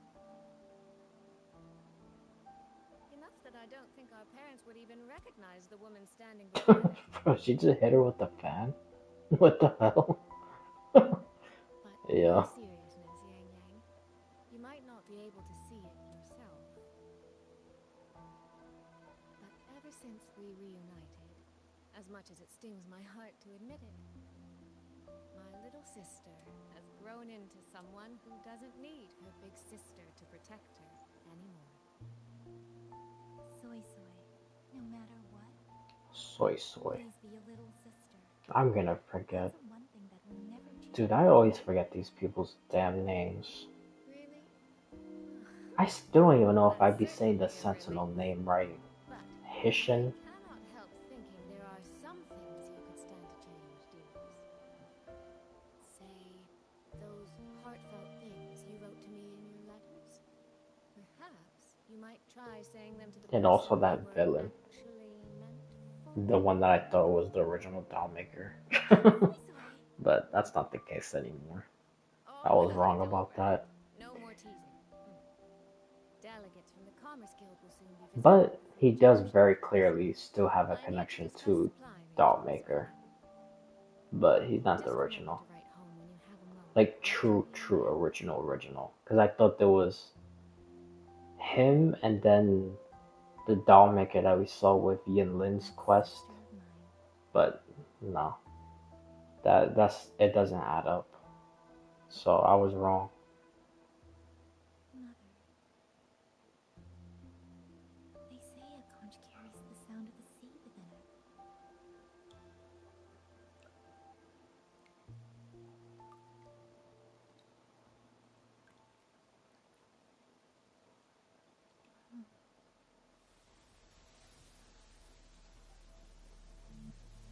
Votary of the voice. Oh, So, you have finally made your choice. oh, there goes the other Yangyang. You were in the centaur court. Come with me. I will take you to where it all began.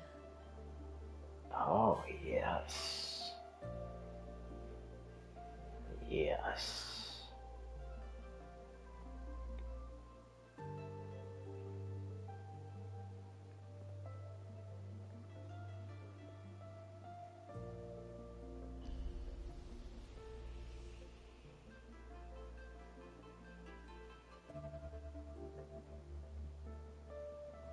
Dude, this is completely random, and I don't know why that made me think of Genshin.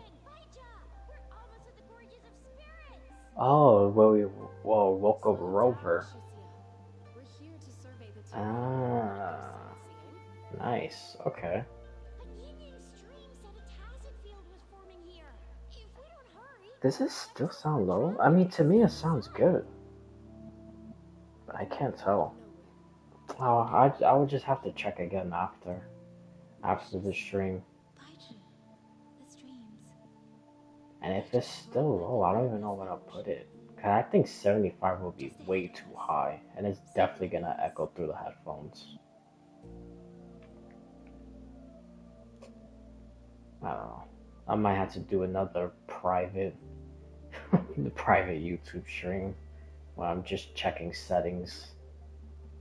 Cause I did it before for the only one that I saved is Zelda Zone, but I did it for Starro. I did it for Genshin.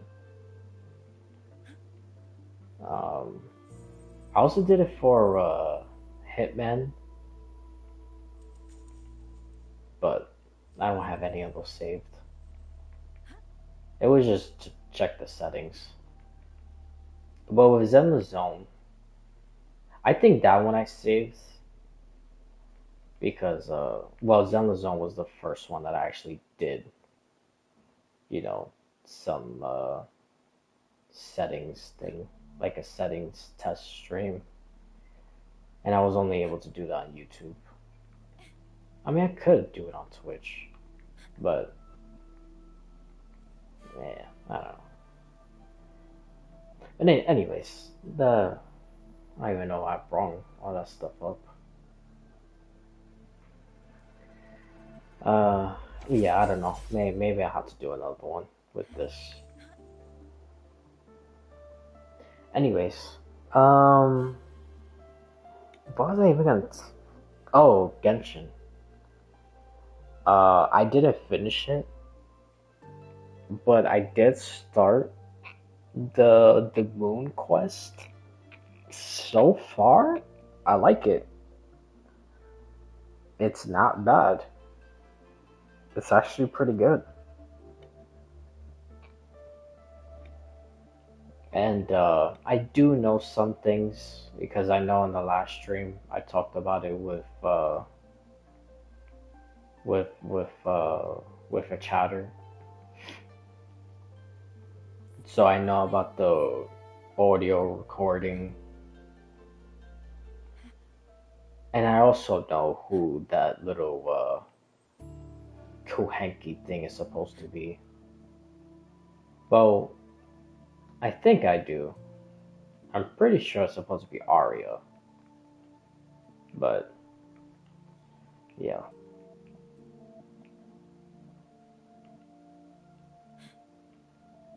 But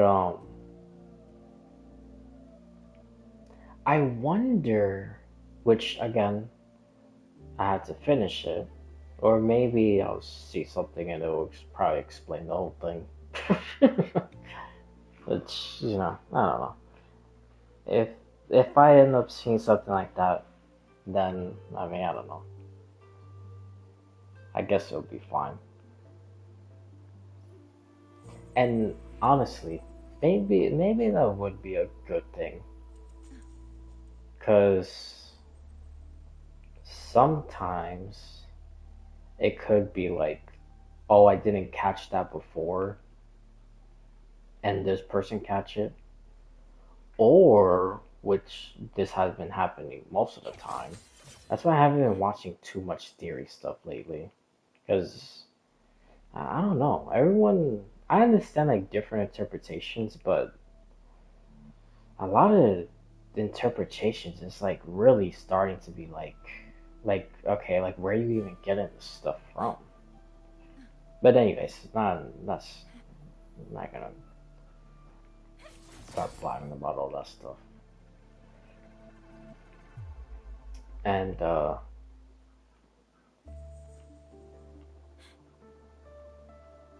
well, to be fair, most of the stuff, like I haven't seen like the top people's stuff in a while. Like the ones I always talk about before, like Nova Impact and Ashikai and Dalvid and I don't even know if I Am MMA has made one yet. Dude, I'm still waiting for part 3 of that Eon video. But again, anyways, this is like my brain should be all over the place.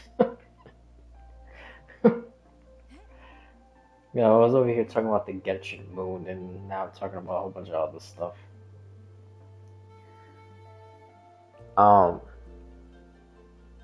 the last thing I was gonna talk about the Genshin Moon is the Pioneer, because it looks like the Pioneer, like when you read documents and you look at the name, it looks like a dragon name. But when I see statues, and I'm assuming the statues is of the Pioneer looks like a Fae. So I wonder if the Pioneer is the first like dragon turned into human life form. And then that's how you got the kind of like the blueprint, if you will, for like Nuvalet and other people. Most likely Noi also, because I think he's a cryo dragon. But yeah, I wonder if the Pioneer is the very first one that did that. Dragon into human form. Or human-like form. Is this the Gorges of Spirits?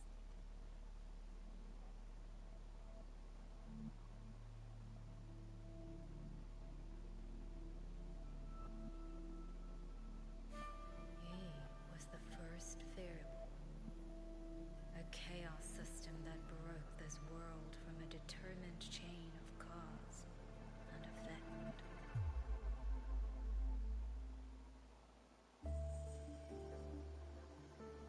You could say your encounter with me was inevitable, or you could say it was a miracle unlikely to repeat in a billion iterations.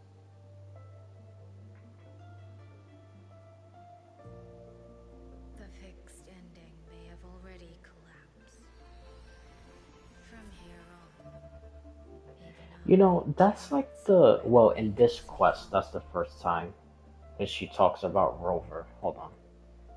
Like when she talks about Rover and it has the redacted. This is the first time she did it in this quest. But in the last quest, when the two Yangyangs met, she done that a couple times. So I wonder, since it's a 3-letter word,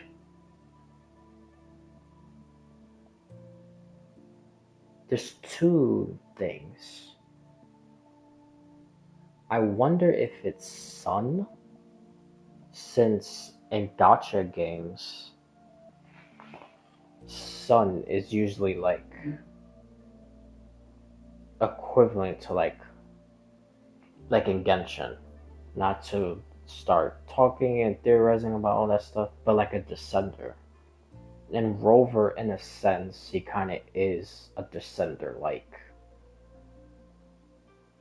And anybody connected to the sun is always like either destruction or journey, trailblaze, changing, a godlike figure, will is always like an authority, almost like God, if that makes sense.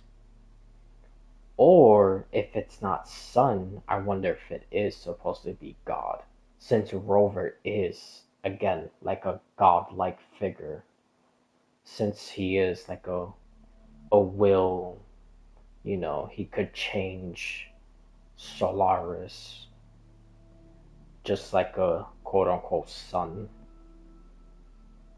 And when I'm talking about sun, I'm talking about like SUN, not SON. But but yeah, that's very which I know I talked a little bit about this before, and I don't want to start a whole big thing like always. Which I say that, and then I end up going on a gigantic rabbit hole. But like I said, in a lot of the gacha games, the main characters is like always equivalent to like a sun. Like they're like it's always just like again trailblaze, journey, willpower, destiny, uh, chasing a new ending, which is kind of like a trailblaze, like a god figure, authority. Is always like a higher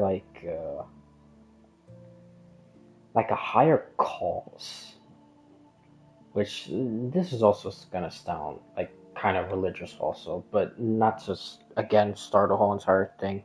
But even like religions or mythology or stuff like that, people equivalent to sun also is always like like the all powerful, the almighty, the will, the forger of destiny and all this crap. So with like gacha games is basically kind of like the same thing. Because there's always like equivalent to like sun and moon. That's basically always what you get. Sun and moon. Or moon and sun. Same thing. So I find that pretty interesting. I wonder if anyone else honestly realized that. Or has no one really paid attention to it before. It's just like girls with pink hair. How they're always or usually, not all every single time, but usually are like tied to memory. And white hair is tied to like again people kind of like the sun.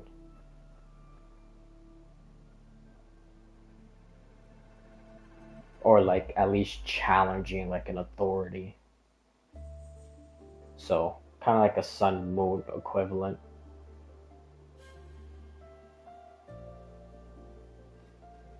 Ah, it's pretty interesting. But anyways, yeah, I'm not trying to go too much deep into it. But yeah, I wonder if Rover's true name is supposed to be either son or supposed to be God, since it's a three-letter word. But one wish I still hold.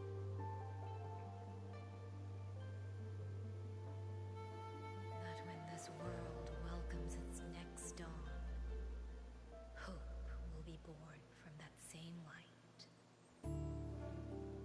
Oh, now that I know, I can't control myself. But there was, which it's honestly kind of shitty with the with that with those game developers did. I'm not gonna lie, because Silver Palace had a quote unquote sign up and you get to try beta, which was bullshit because literally nobody got in. The only people who got in was content creators. And with them, they did codes and then people redeemed the codes and then could play the beta. So we were only able to play the beta through the content creators. So what the hell was the whole point of signing up for? And again, that's just a whole different thing. But like I said, that was honestly kind of shitty. They should have just said that from the beginning. A whole bunch of people signed up literally for like no reason. But other than that, and I heard the gacha itself is some problem. I don't know too much about it, so I can't speak on that. I can only speak about the beta sign up. But anyways, um I did see in the beginning of the game, like depending on which gender you choose, the other one dies. So if you pick either or, the other one still dies regardless. So if you pick the girl, the boy detective dies. If you pick the boy, the girl detective dies. And the way that they die is crazy. Because both characters are like fighting something. And then the enemy like shoots and your character almost gets shot until the last second the other gender of the main character jumps in front of your character and takes the bullet and they get shot in the head. Yo, that shit is crazy. That's wild. I can't believe they did that. I actually like that though. Cause usually, like in Genshin, you have the whole twin story, even though they're not real twins. I'm not gonna go down that rabbit hole. I said it many times before. If anyone new would see this, I'll just say a 5 second thing and that's it. If you want to know more, you could go check some theory thing I've said before. The VODs on YouTube. Maybe I'll speak it the next stream. But anyways, I think the other quote unquote sibling is just Faney's recreated through the spaceship. And that's how you get the quote unquote twin. There's no such thing as real twins. But anyways, so you have that, and then Star Rail, you have the other gender, um, and Neverness to Everness. You do you do a world quest that has to do something with like magic and water, and then you go to some lady's shop and you look at the water and it's supposed to be like you see the reflection of you living in an alternate timeline, and you see the other gender, and then you unlock the other gender after you complete the mission. So there's always like stuff like that. But you rarely see like both of them like being interactive with each other, and then one of them dies like right in front of you. Like that's crazy. So that's like completely new. I never seen anything like that before. Are they truly dead? Who the hell knows? Maybe in the future they'll make some story and they turn evil or whatever. But from what I saw, they're like dead for now. But but yeah, I just wanted to just say that.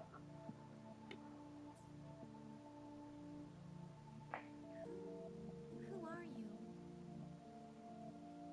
The echo of a passing breeze. Though you have heard this voice countless times before. I am sorry. I cannot tell you more. Not yet. No, okay. She's Lucia. Votary of the voice. No. Yangyang. Or, Your journey well, will we don't start even know soon. if it really is Lucilla in the This beginning of the day, game. I'm gonna just keep I calling her ask Unknown only what God. claims you. She's the Unknown God in the beginning of the game. I just have to figure out exactly, which shouldn't be too hard, because it's Corda Savante and Corda Savante have connection to Fraxidus. And if it's Fraxidus, you know, things are just endless possibilities, especially when you have Cristofaro. And now it's really endless possibilities because even in this quest, when it showed all those like little flashback things, it showed Cristofaro's bird watching her. And in the last quest, it also showed Cristofaro's bird watching her and watching the villain. I still forgot his name also. Lu Yu, whatever it is. Listen to the songs of the wind.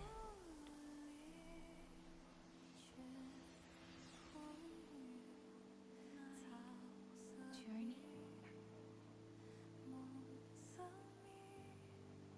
Hey, Yangyang, look! Somebody's over there! His vitals are stable. He should be fine. This is no place to linger. I'll go to the survey point to gather the data. Yangyang, Jusia, you two stay here and keep an eye on him. Once he wakes up, meet me at... Understood.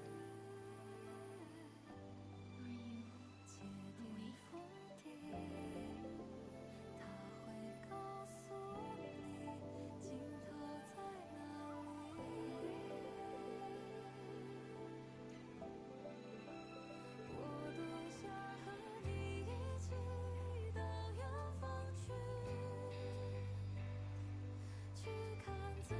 What the hell? What was that? Oh, I thought I was gonna be riding a bike. I mentioned the whole like speed limit thing. Only a vague recollection voice. Bro, you see how the music sounds loud at 65? But then the voice, oh, I don't know. I really don't know how the hell. I don't know. Rover.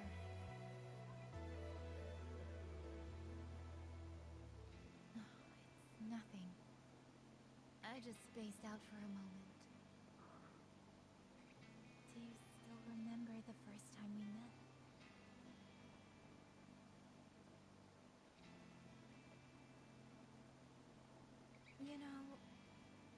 before you woke up.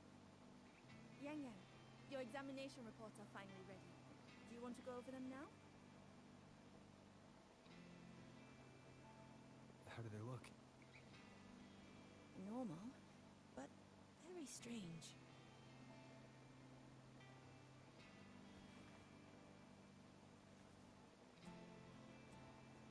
Compared to previous reports, my spectrum pattern looks nearly the same. So does my rebel's curve. Does that mean nothing has actually changed? But Yangyang awakened a new forte. Technically, the results should show a resonance with the Xuanling bird, shouldn't they? That I don't know, but I do know the reports can't be wrong. Xuanling birds are remnant creatures that went extinct long ago, so it's simply impossible for us to compare their frequency with yours.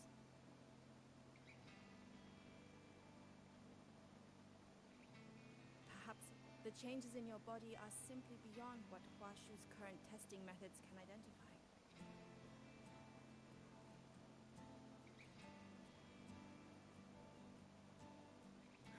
If even Huashi Academy can't make sense of it. Gotta go to the Anything Black standard Shores. across the world. Using Shorekeeper will quantum figure it the out. results would still be the same.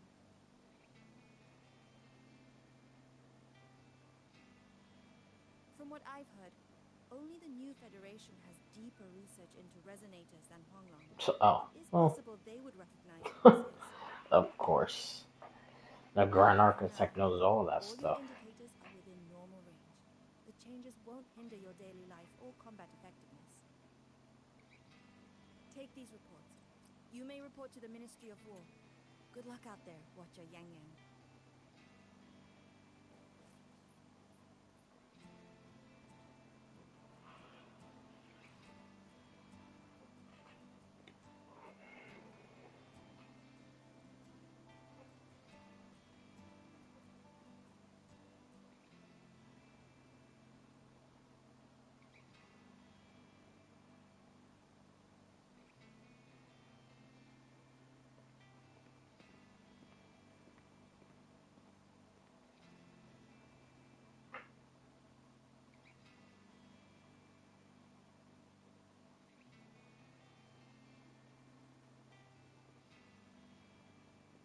I suppose we'll have to leave this matter for another day.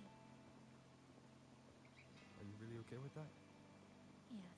After all, we have more urgent problems to solve in Shuangfang Hold first. Besides, you have your own fair share of mysteries too, don't you, Rover?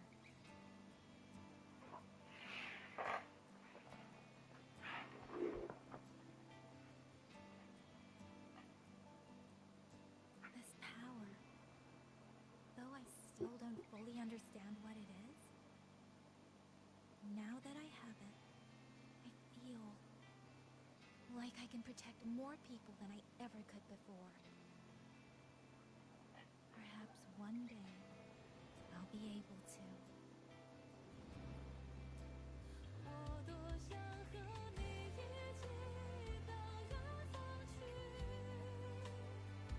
No, I don't want this to be a one-day wish, so I'll say it now.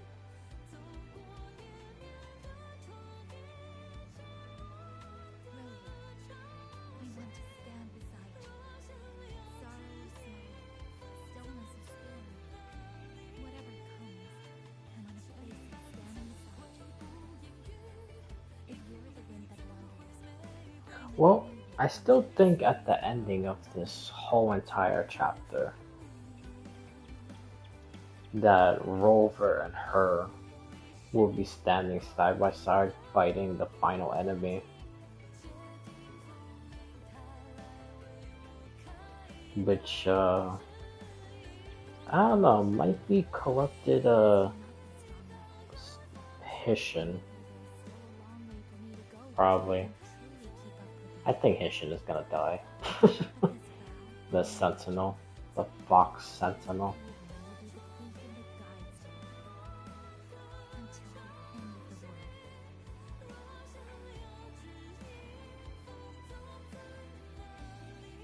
Oh, that's not what I meant to do.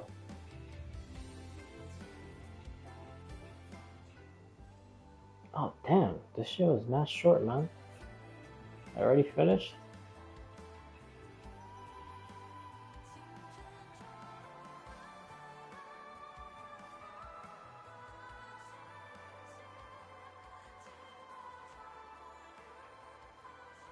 Oh, you can do it again? Wait, does she stay there like...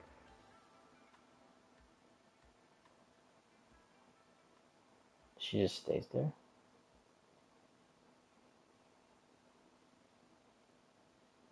Why am I Havoc and not Electric? Alright.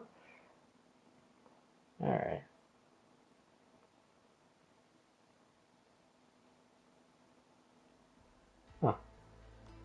I wonder if she stays there like, Actually, you know what? I'll check another day.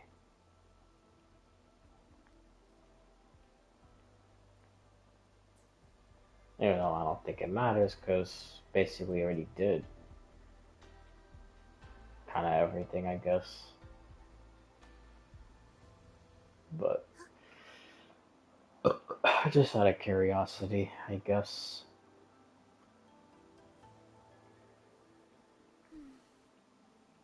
Damn, that shit was not short.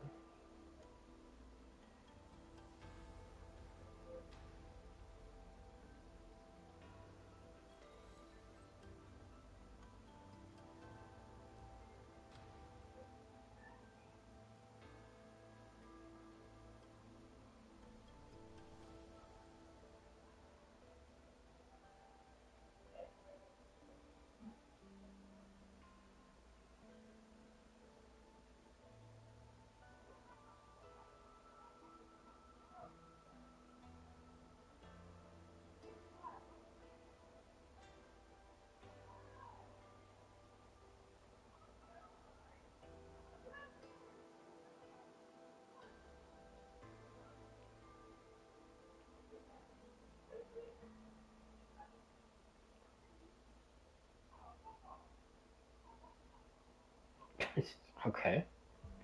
Alright.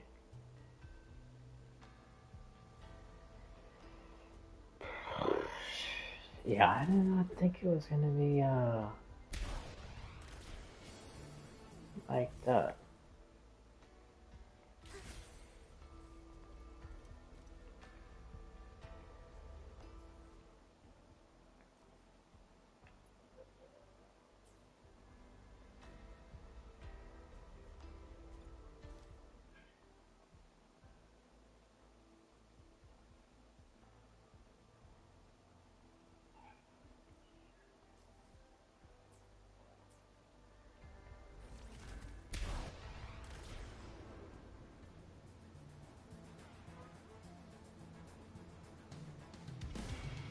Oh, that's not what I meant to do.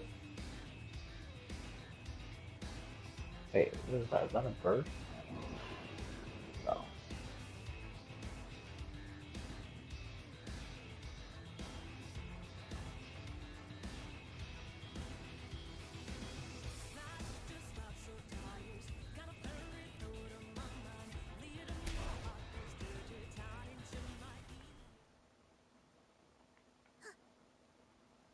I wonder if there's something up there.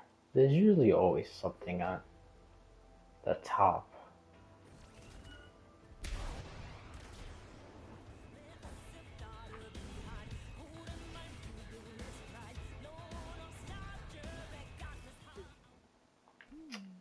Dude, what the hell was that?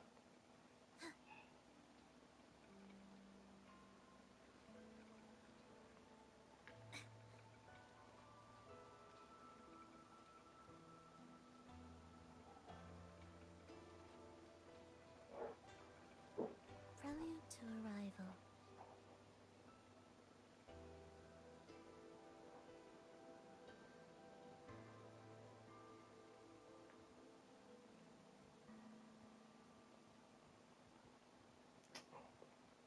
I can't climb this.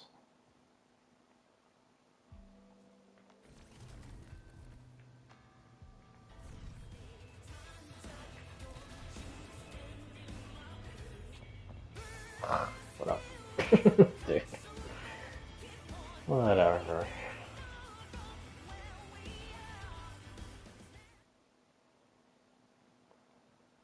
Ay, ay, ay. I heard you found a raptor kite with quite a bit of history behind it. The Schwunlings of old do still live on in the design of the rafter kites.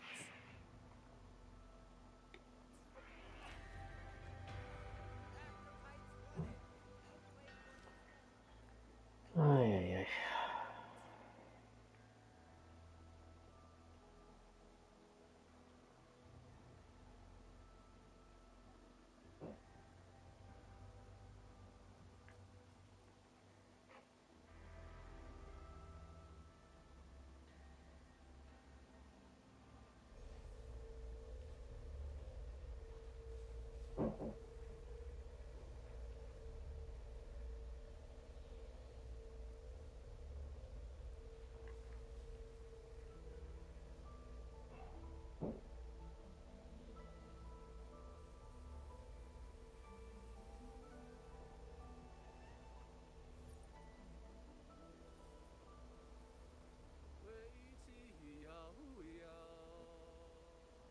What the hell was that? What? Not the singing. The thing that popped up.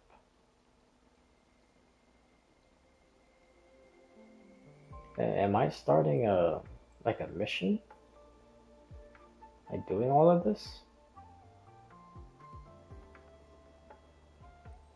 Oh, perfect. Now that I'm here, maybe I could see that quote unquote crazy guy.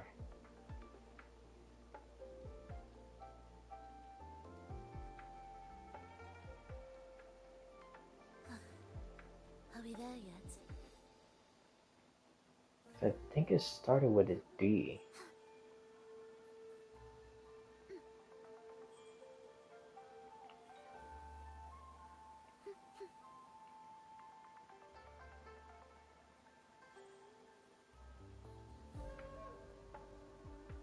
Hmm. Because the first time I saw him, I believe he was like somewhere over here.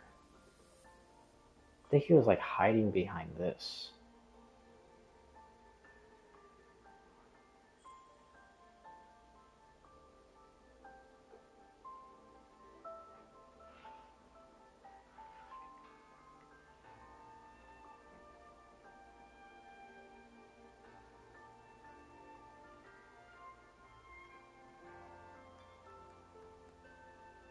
Tian's always saying he wants to be a hero.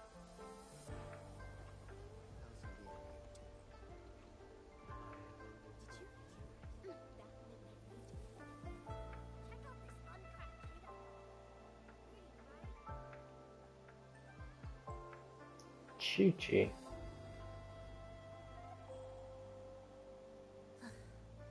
Are we there yet?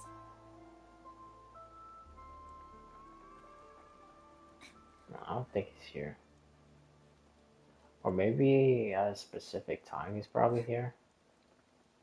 Because I know for some NPCs, Is the person behind the incident still they show up at certain times. Feel free to go down the road as asking anyone with information to come forward. Mom, my phone! Tian's always saying he wants to be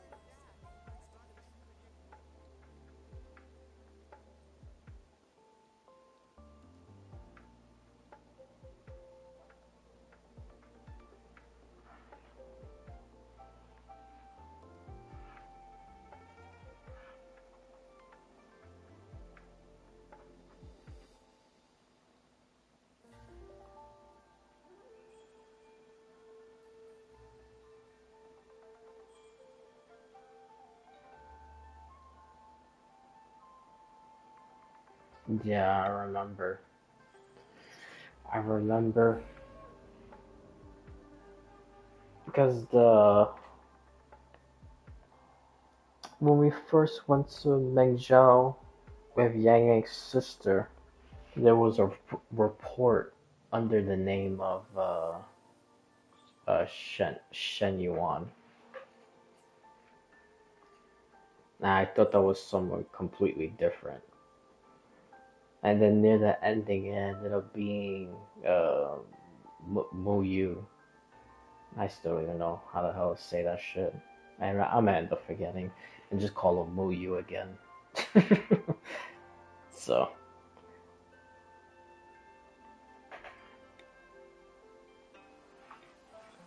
yeah, I remember that.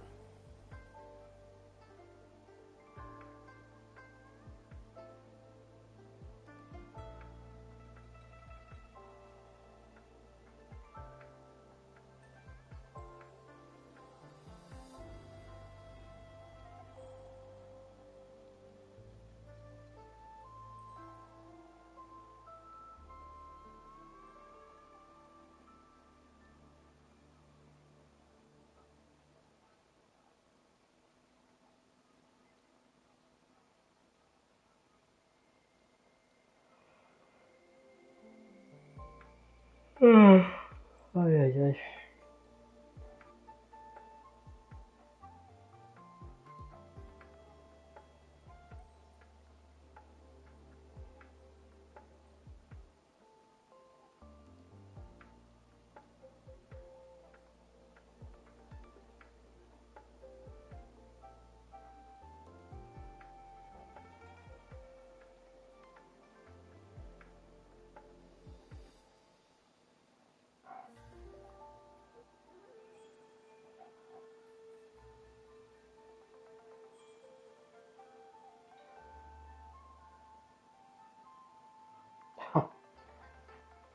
Alrighty.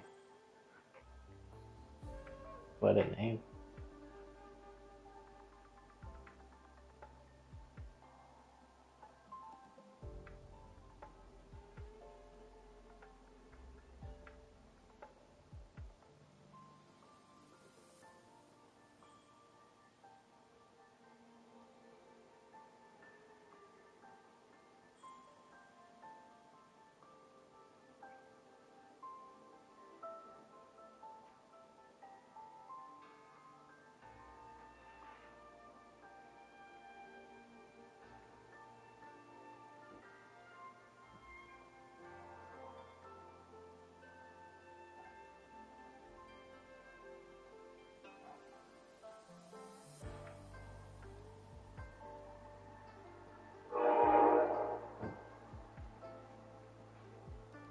I should probably actually look at all the stuff that people are saying.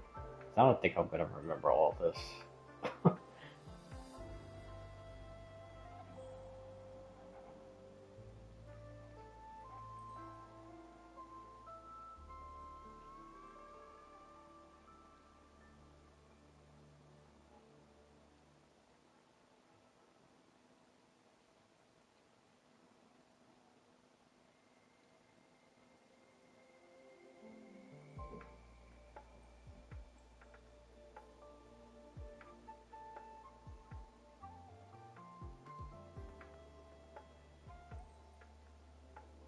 You literally never mentioned about old logs. Okay, hold on. Are we there yet? Let me see.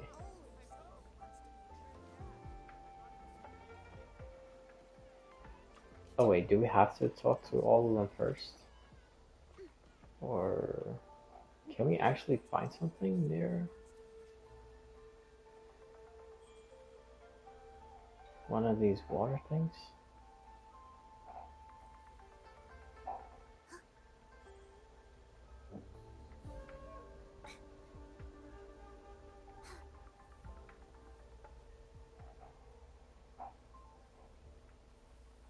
Oh, alright, well, we'll see.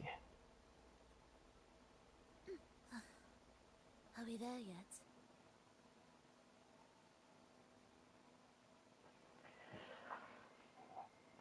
Oh, God.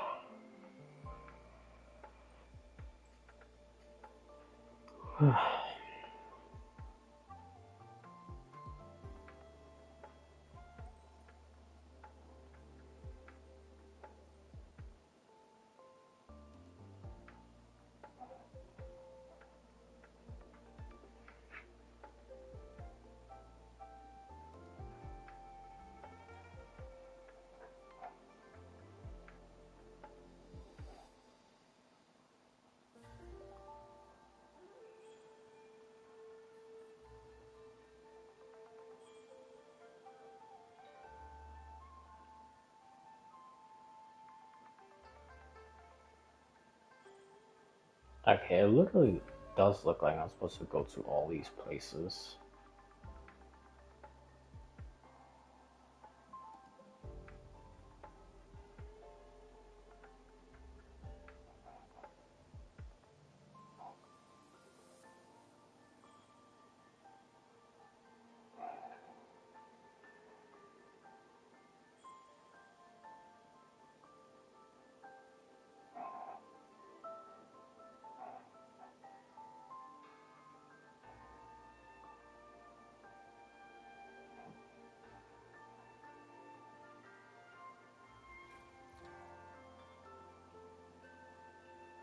Oh, nice.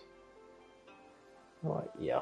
Let's do this.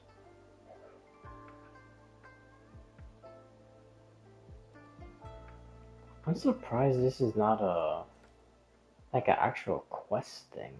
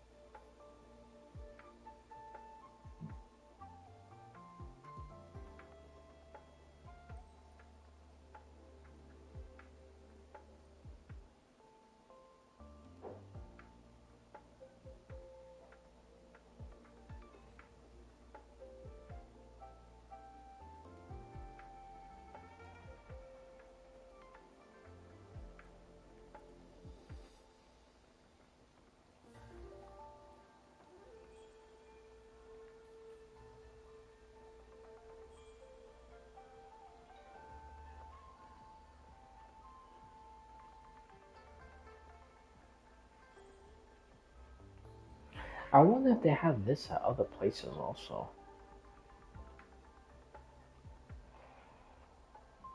Like the little, literally the thing I'm doing right now. The little purple mark, and then I like the secret quest. Because again, I don't understand why this is just not part of like actual like side quest or something. You gotta be like near the area, and then the little purple mark appears and stuff like that.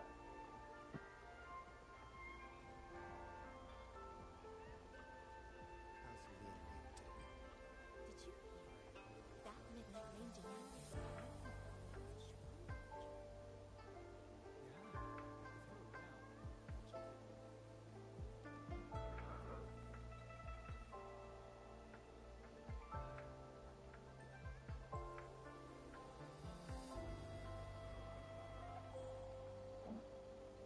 Ranger. God, man.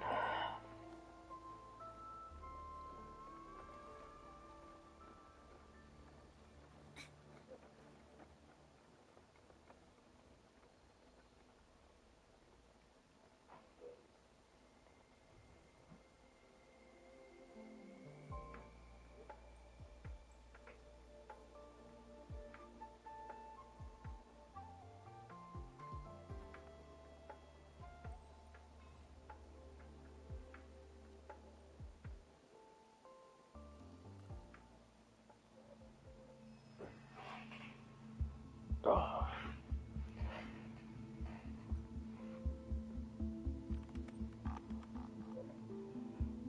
okay.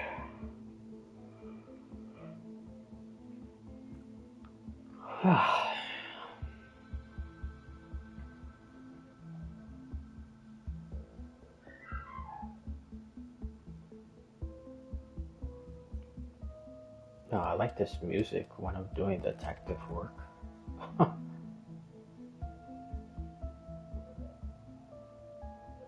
Feels like I'm playing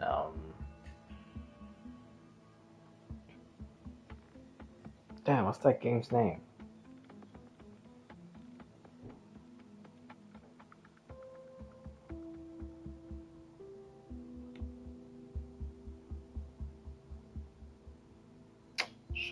Oh yeah, I remember. But that game wasn't a detective thing anyway. I mean, they had some detective stuff in it. And it kind of made like a music to it. But I don't even remember what it was called.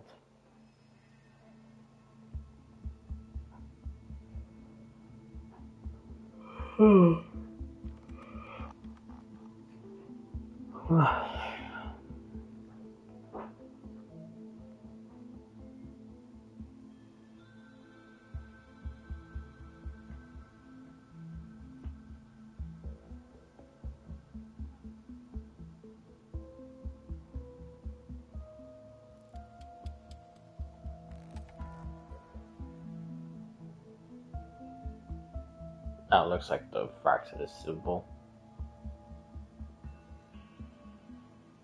Especially when the Fraxis be like opening like those little portal things and going inside of it to escape or appear in front of someone.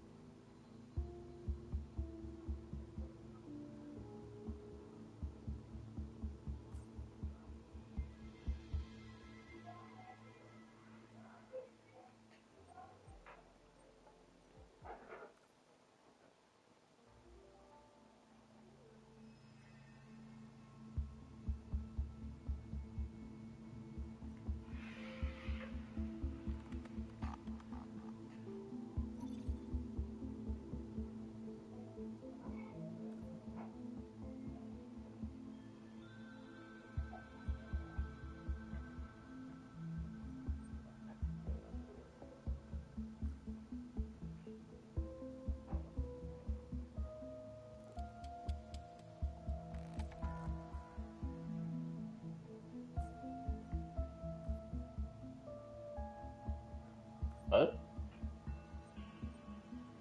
Is it this? The hell?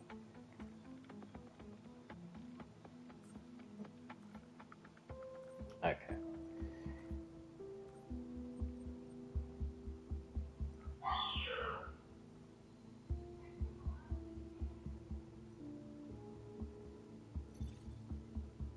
Bro. It was the same thing. Okay.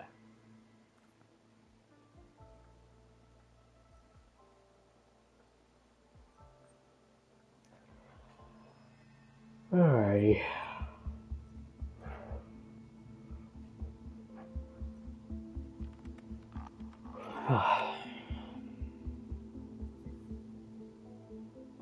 I like this though. This is pretty nice. You know, I didn't think it was gonna go back to back, same evidence for two different questions, but I like this though. This is pretty neat.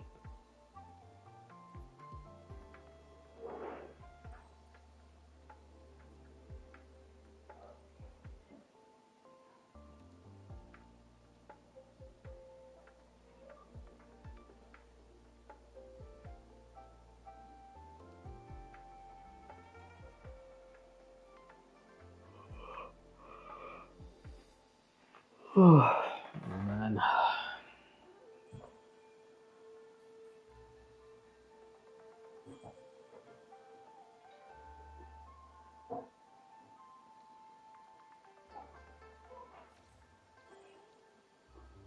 Nice. Bro, there needs to be more of this stuff.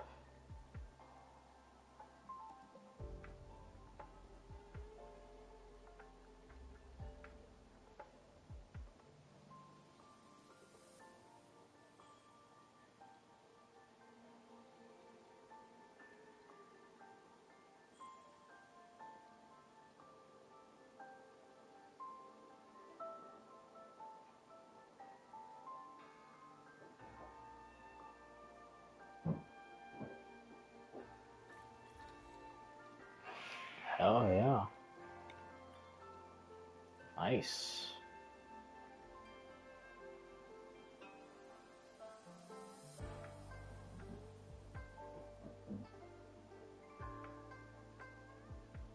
Wait, I can actually show the other people the evidence that I have for them.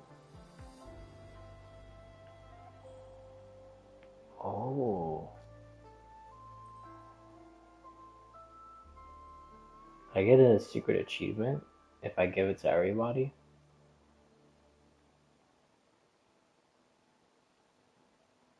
Well, not everybody, but you know, the people that I could give the evidence to.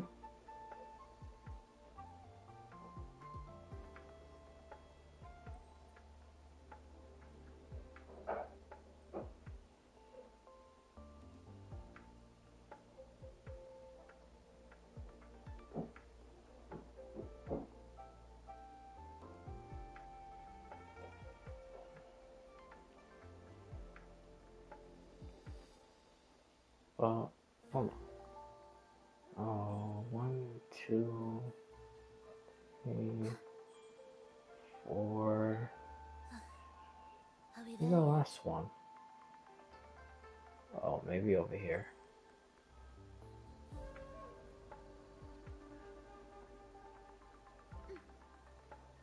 Is the person behind the incident still alive? Yeah. Never fear.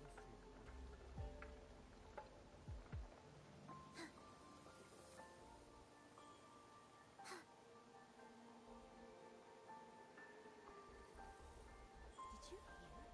That midnight How's reindeer. Yangyang? Are we there yet? I don't know, man.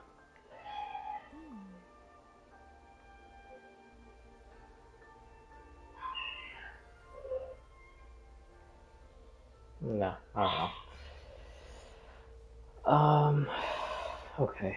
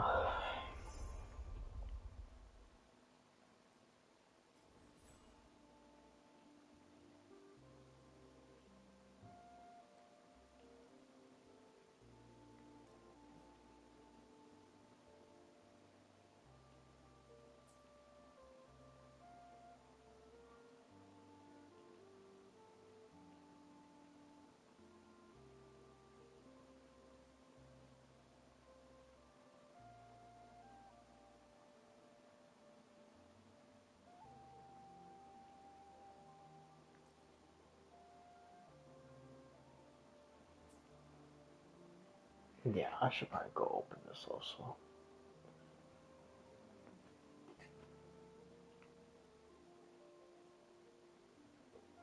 And this. I don't know. I don't know if I should do.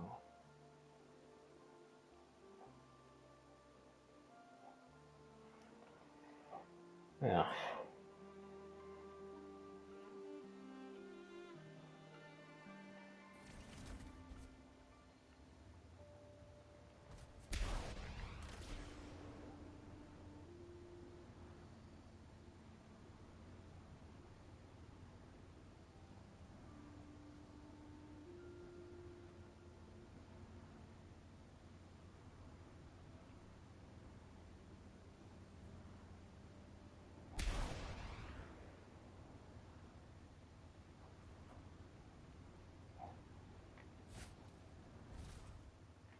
What the hell are these things anyway? What is this?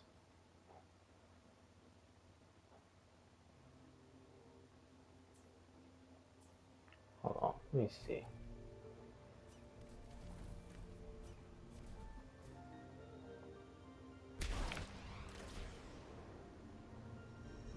Are we approaching Soundsby? Beautiful enough? Begin.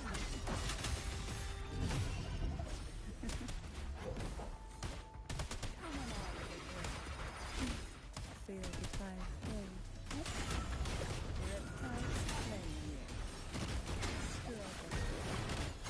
Keep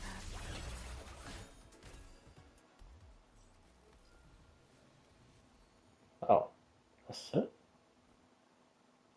Oh, alright. Are we there yet?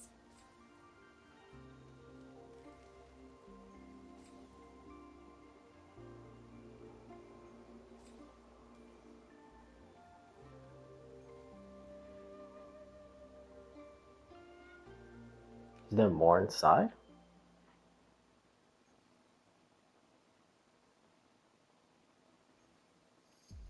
Nope. This is something else completely different.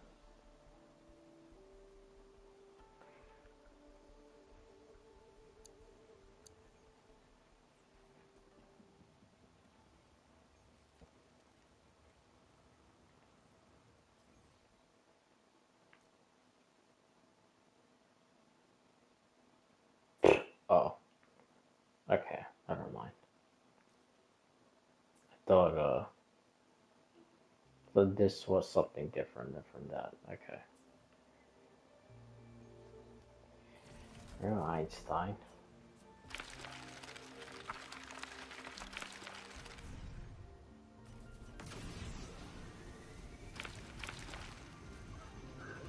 Bro, it's still leveling stuff up? My god, man. Prelude to arrival.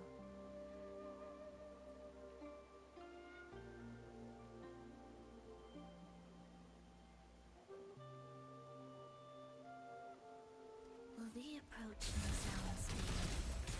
Beautiful enough? How it feels. Begin.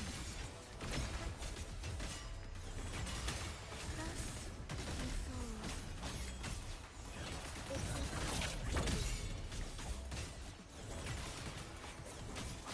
through river together. Nice. So I'm assuming every type of creature I kill, I'm Witness. leveling stuff up.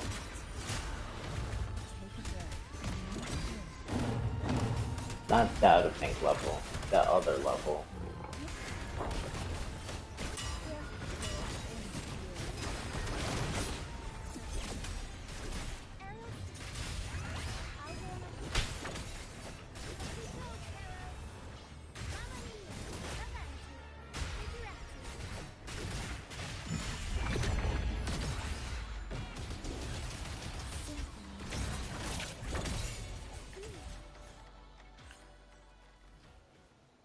That level.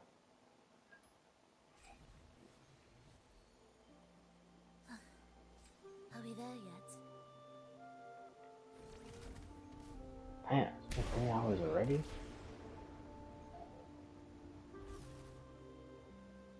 Man, time really flew. But especially with all that yapping. But, yeah, it's fine. It's been very long since I last streamed, so it's fine.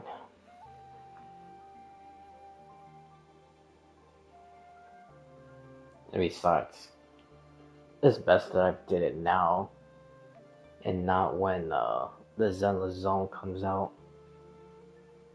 I'll still probably be yapping about stuff. I probably wouldn't even have started the quest yet.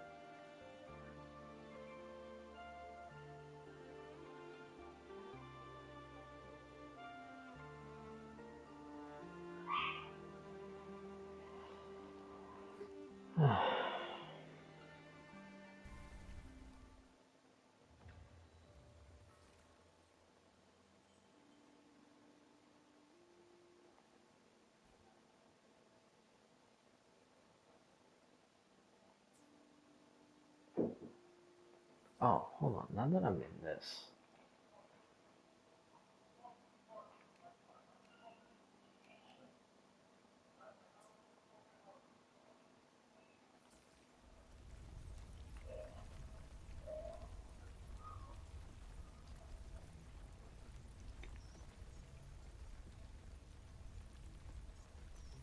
I didn't even do anything. I'll just put just right.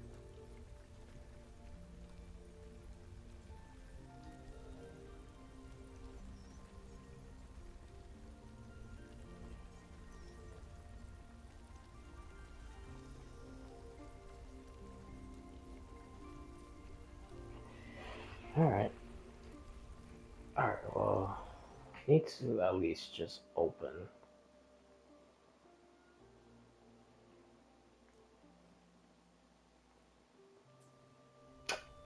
Bro.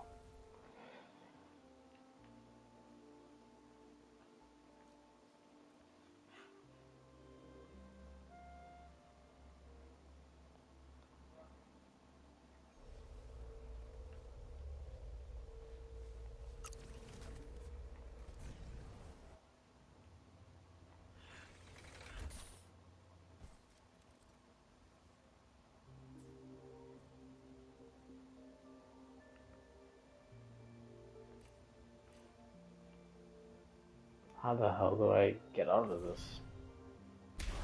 Okay. I'm pretty sure I did that wrong, but that's okay.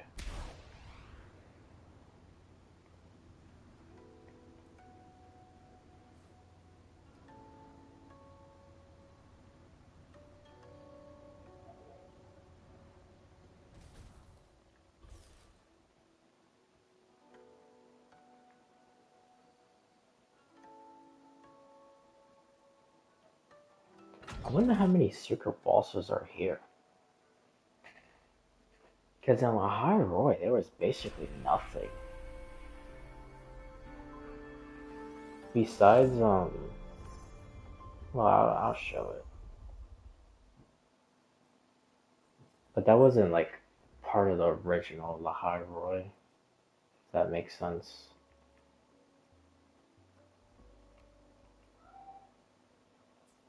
Yeah, like here, there was quite a few. I beat in mostly, yeah, I only have 3 left. I beat all the other ones. Because I think there was like one here.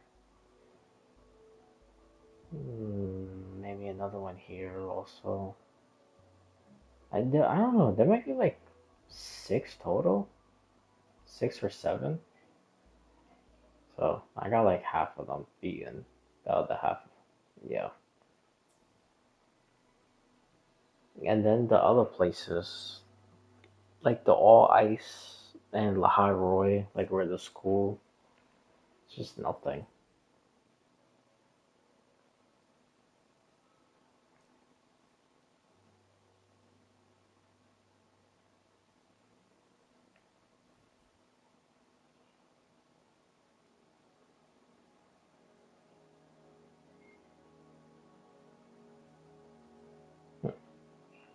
HP upon gaining a shield, increase crit rate. Oh, so I guess this is for Jinran or whatever the hell we say that guy's name. This.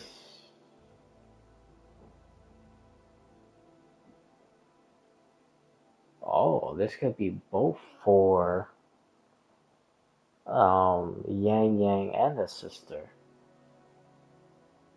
Ah, interesting. Hold on, so what is this one over here?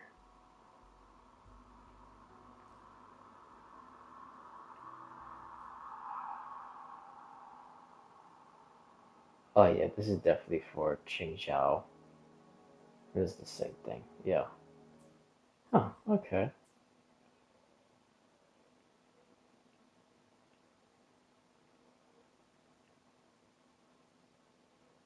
Yeah, because Qingxiao does the Toon Strain.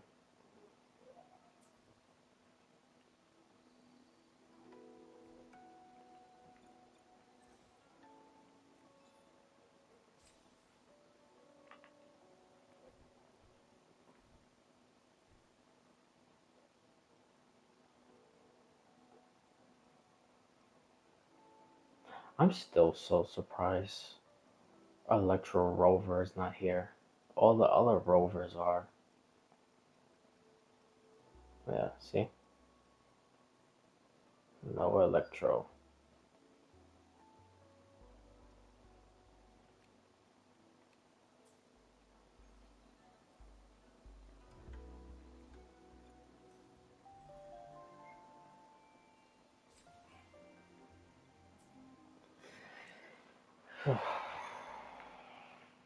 Nah, I'm kind of out of it,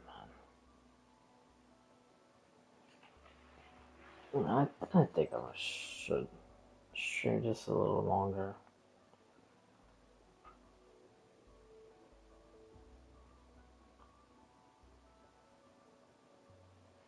I really thought that Yangyang was gonna be a little long.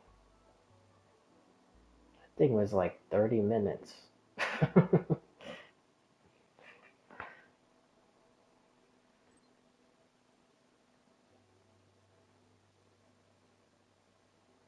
Well, it's alright.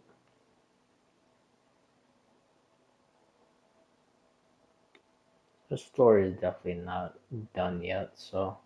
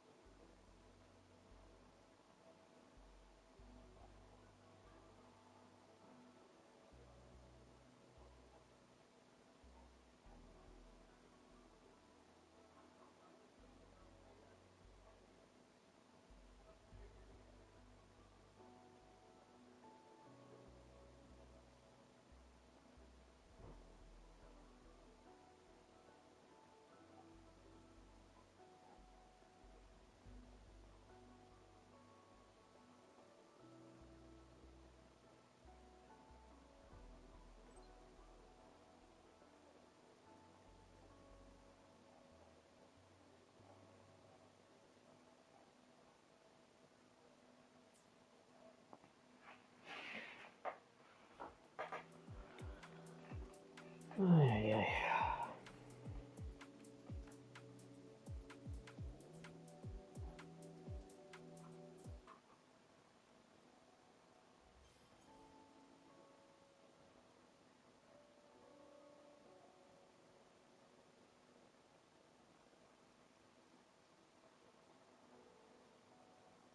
What the hell is all of this? Oh, okay. I'm assuming this is all. Hold on. Is there other? No. Yeah, never mind. Right. I guess this is all secret bosses in the new area?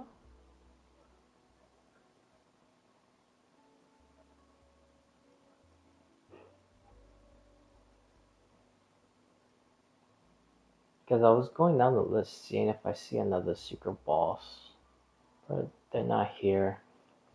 I think they like maybe in these? Nope.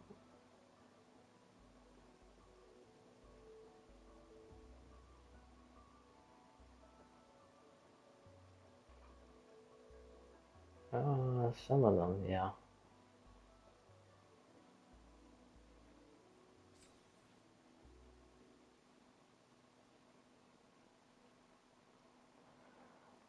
Alright. I still don't even know. I thought I already did that. But I guess not.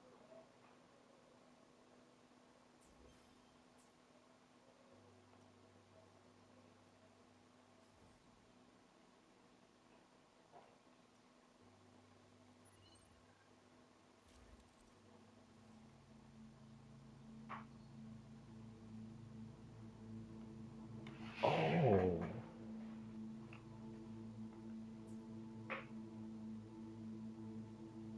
Oh,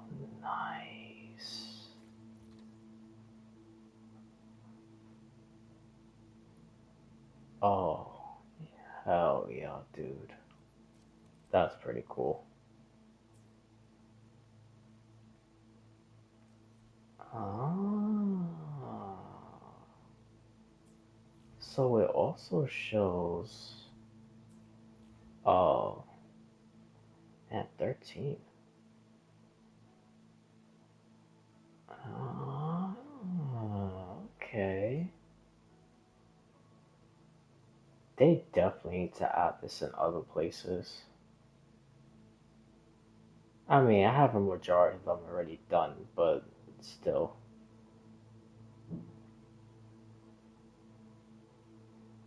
For those who haven't done almost everything, and even because I'm pretty sure I haven't even gotten every single thing yet.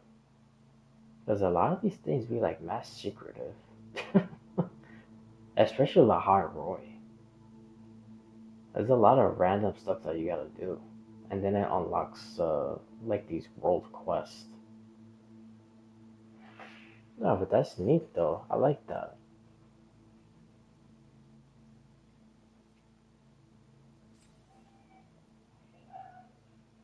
Oh wow, you could get a free 10.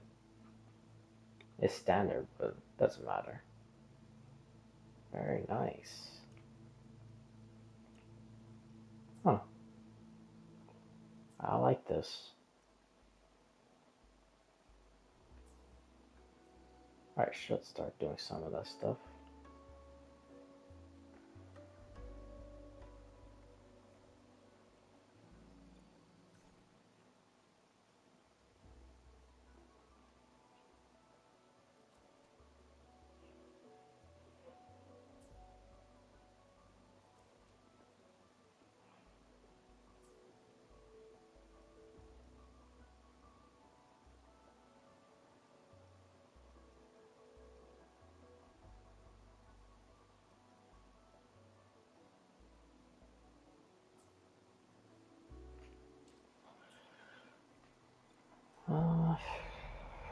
I don't even think that's enough.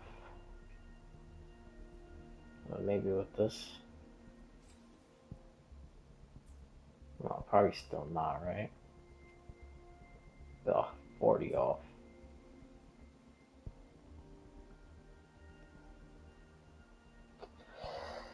Yeah, I gotta grind this thing.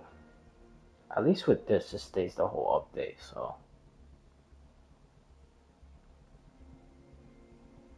The second phase is IMF. I thought the first phase was gonna be her, him, and IMF.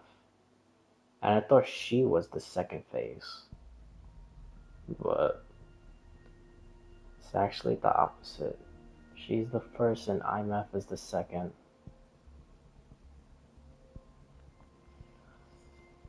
Ay, ay, ay, man. Oh, hold on. I was supposed to check how many.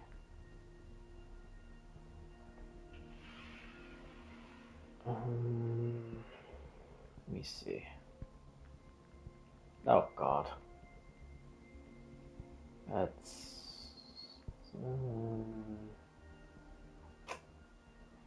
29.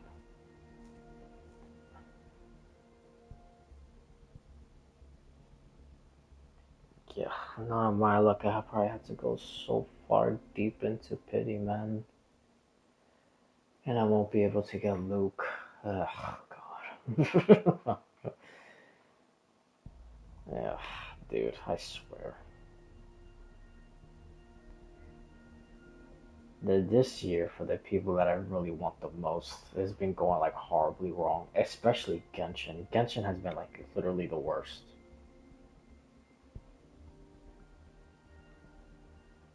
Cause I tried to get Nicole on all accounts. That did not work. But I did get her on one account, and I got her all the way to C2 and the weapon. And then Lohan I couldn't get. Sandrone I couldn't get. On one account I even lost a 50-50. Risley couldn't get. Sino. I did get Yamiko. Couldn't get Barca.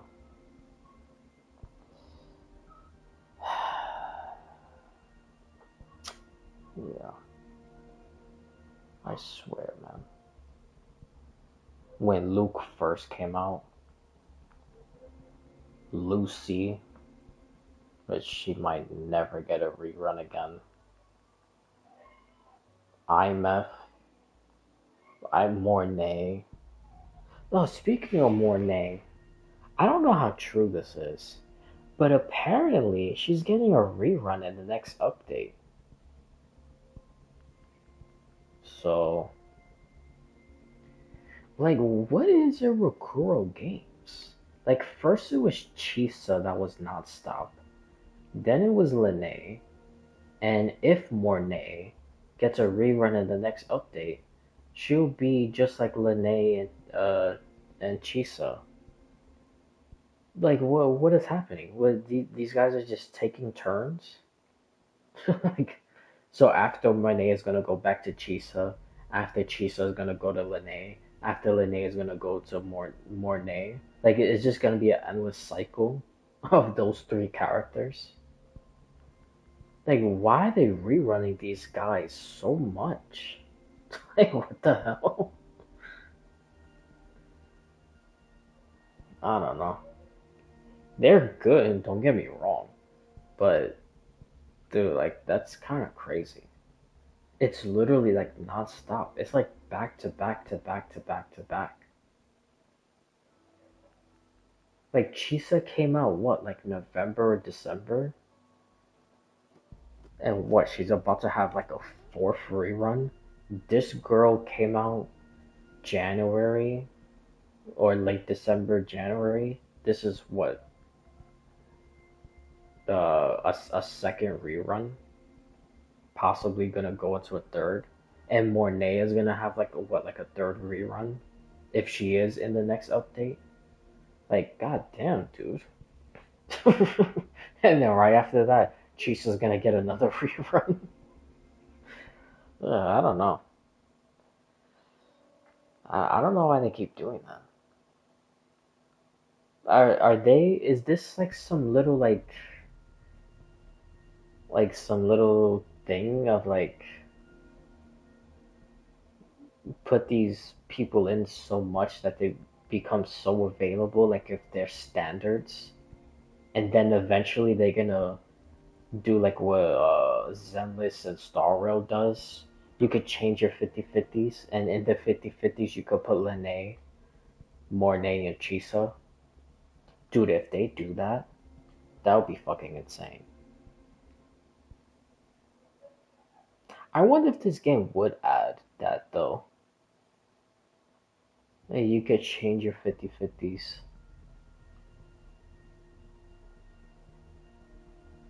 They're probably gonna have to eventually do that. Especially with like these people, like the first year people. Because these guys don't get reruns at all. I think the last one who got a rerun out of these people, besides the like this in what, last year's anniversary, and in last year's anniversary, this was what, like only the first phase, because then the second phase you had Brant, um, Can was it Cantrella? Brant, Cantrella, Phoebe, Carmela. You basically had like the rest of the 1.0 people. Besides Shorekeeper, I don't think Shorekeeper was in these things. No, she wasn't. Because Shorekeeper had her literal own banner like this. That's what it was. But the rest of the 1.0 people were in the second phase. And then the beginning of the first 2.0. So like Phoebe, Brant, um, I don't know if Cantrella. I don't remember. Or even Carletta. No, Carletta, I think she was in this. But anyways, I said all that just to say that these people don't have individual reruns. I think the last one was probably her.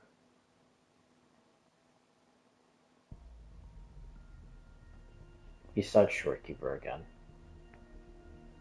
Shorekeeper is the only 1.0 character that they rerun. Well, now it's semi often. Before it was quite often.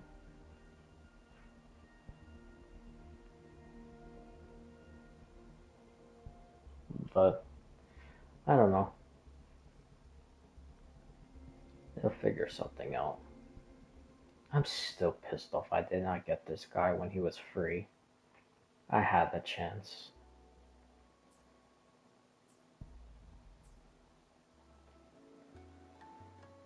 Ay, ay.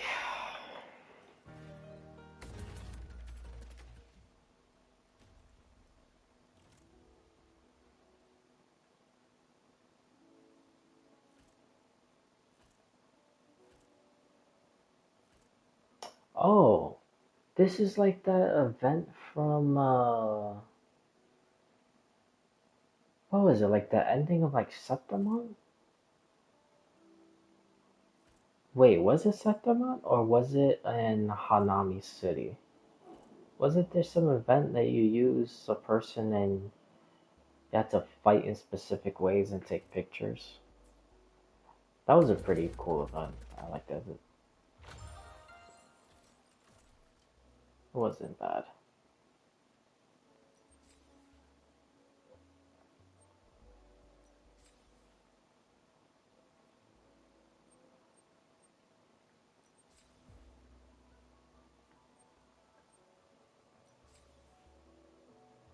Why does this keep saying new?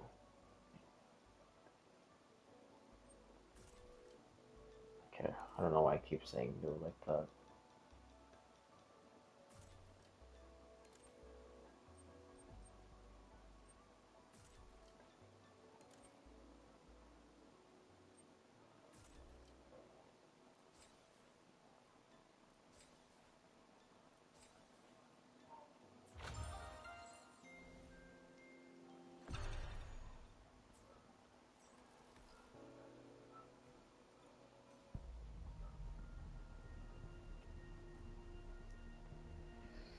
Please, man.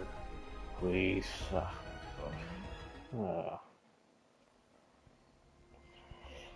Alright, well.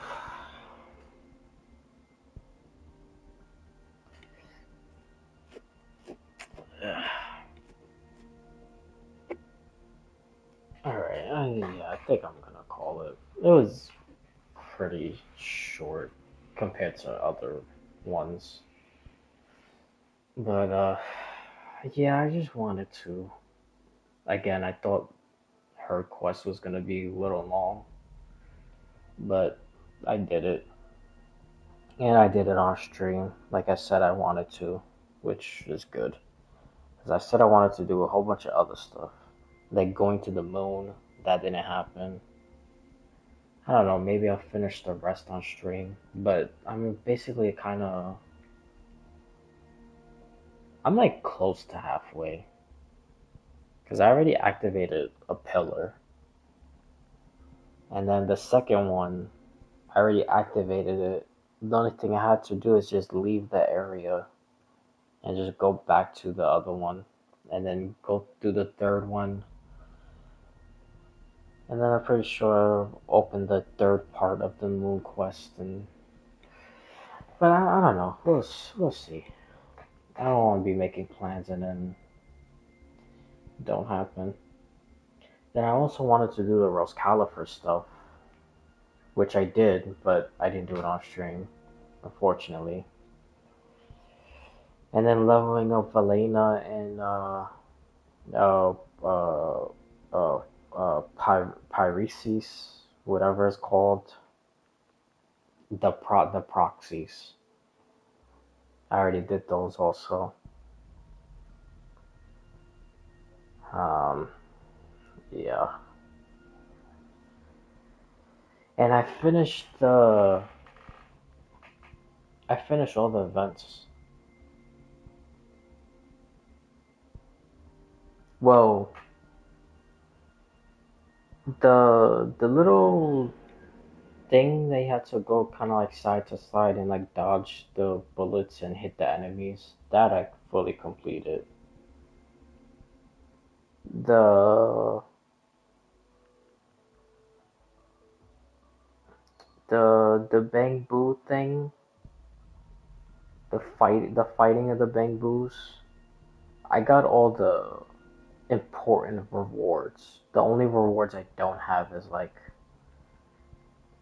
the little the little stuff for the bamboo event itself. But like level up materials, even though I don't think it really gave up level up materials. The bamboo head, so you could go inside the little bamboo secret area. All that stuff I've completed.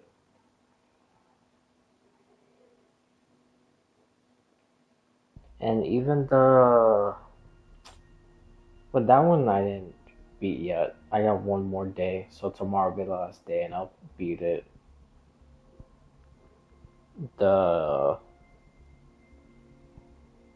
the thing with spending the battery and it gives you the little coin thing. I only have one more day.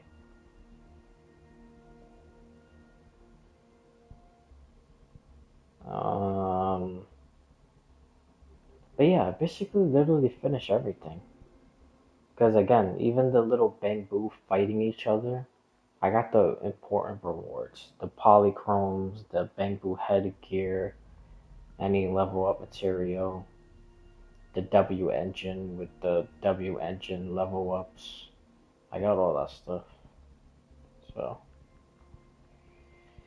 yeah, I'm just waiting and finishing building people. But I gotta wait for stuff to refill and then just spend it all. And then it's Star Rail.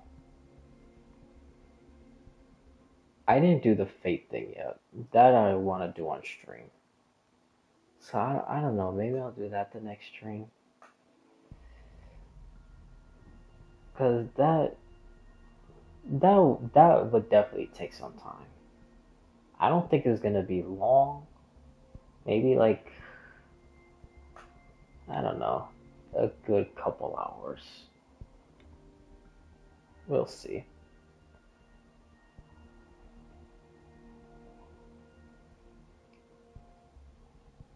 But yeah.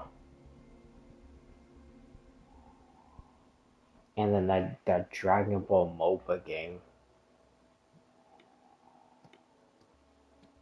I did play a couple matches earlier today. It was pretty fun. It wasn't bad. Even though the last match that I had,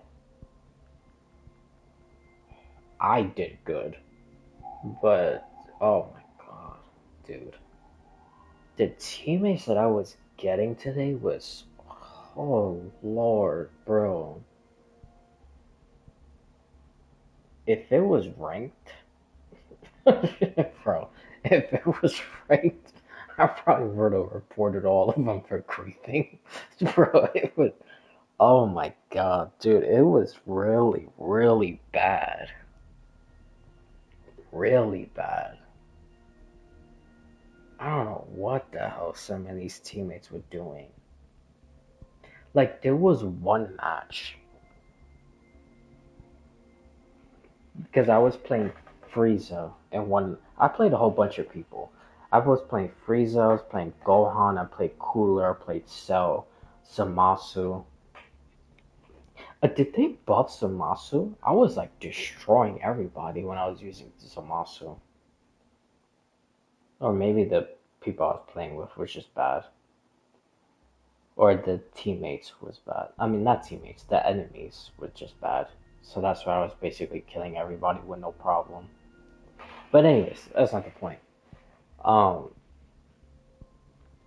when I was using Frieza during one of the matches, I went up top. It was me and Goku. And we defended both of our God of Destruction. We destroyed the two enemies. And then we was just waiting. Because we was defending our own. So it was waiting for the teammates in the bottom to start destroying them. And I don't know what the hell they were doing. Because it would be one thing. Like if they're fighting like Nappa. Or like fighting one of those bosses. So everyone on the team could get buffs. No, that's not what they were doing. They were just fighting the team. Running. Fighting. Running and fighting. These guys weren't even destroying the destruction thing. Like, it was crazy. So then Goku left from the top to go down, and he destroyed one, while the other two was still fighting other people and just running around. And then when Goku destroyed the one on the bottom, 3 of the enemy team members came to where I was at, defending on the top, and I just stood there. Because I just thought that if I could hold all 3 of them off, that they wouldn't have enough time to destroy the tower and get to the second one. Which almost worked. But they ended up killing me. They ended up killing me and then destroyed the tower. And then they got to the second one. And they only got like half of the head. And then, it flipped the other way. And then Goku died on the bottom. So when he respawned, he just came back on the top. And there was me and him on the top again. And then we was holding and defending the 3 enemies, which I don't even know why they were still running in 3. But anyway, we were just fighting and holding them off. We really didn't kill each other. I mean, we got pretty close. Like, I almost died a couple times. Goku almost did. Brawly almost did, which was one of the enemy teammates. He was the one that was giving us the most trouble. That Brawly was really good. But it was Brawly. I believe they also had Goku. And Boo. I don't remember if the other one was Goku. I'm pretty sure it was, though. But anyway, that doesn't matter. And then we were just like fighting and almost killing each other. So we were just like holding each other off. And the 2 teammates on the bottom, one of them was just non-stop dying to Vegeta, which was it wasn't the regular Vegeta. It was and it wasn't Super Saiyan God.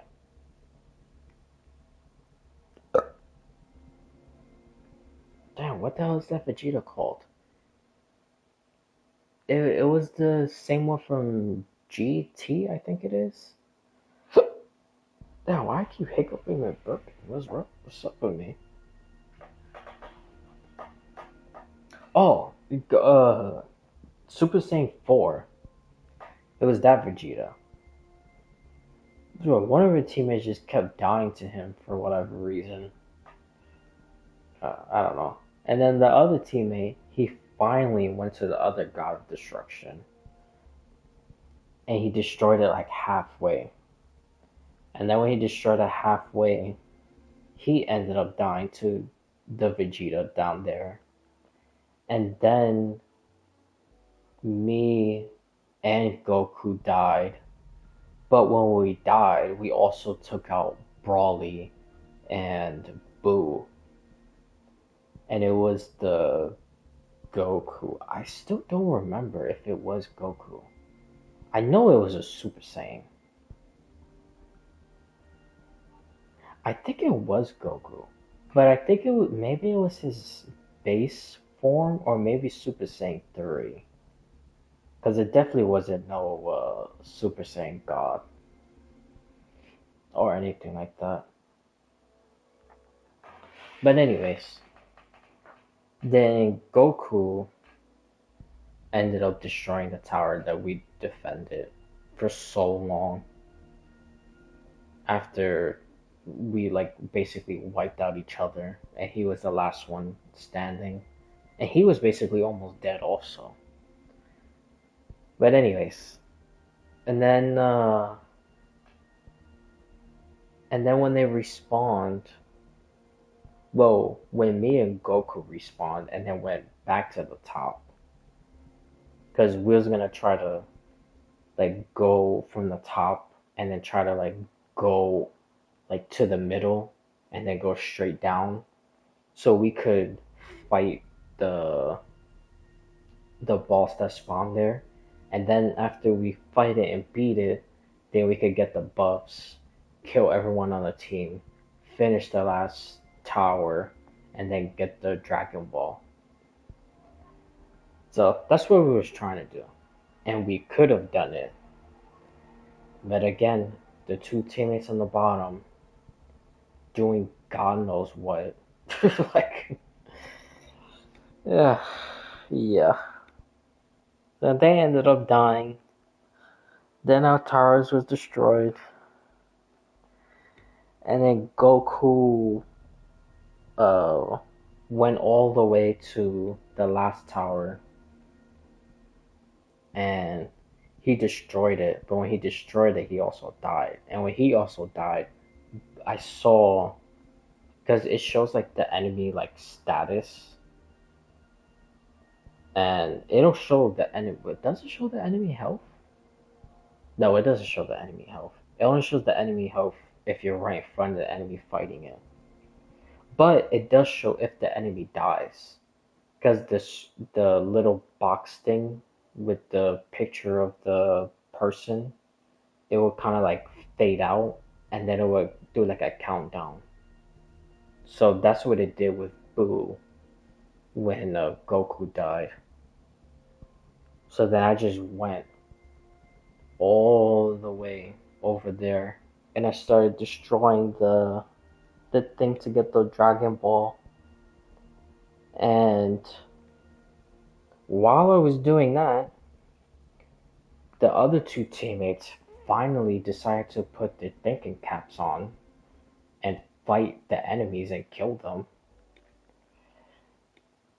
But then as soon as they killed them, it's like they just turned dumb again.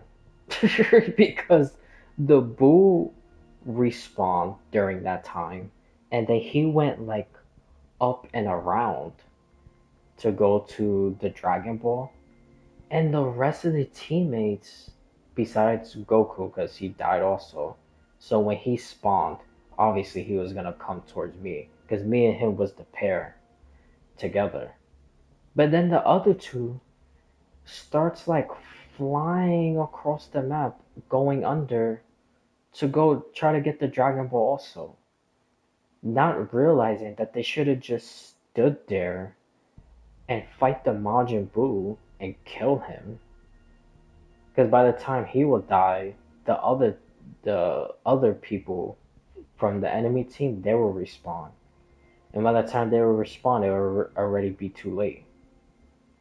But no, those two dumbasses left, and then the Majin Buu got there and destroyed it first, and then got the Dragon Ball.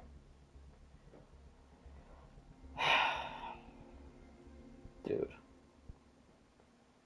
I dude, I got so pissed off that that happened. I got so mad. 'Cause everything happened like in such a quick succession. Like it was like yeah.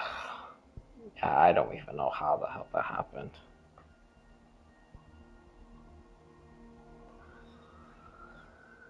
But yeah. So that happened. And then the last match, oh my god, dude. The last match was so horrible.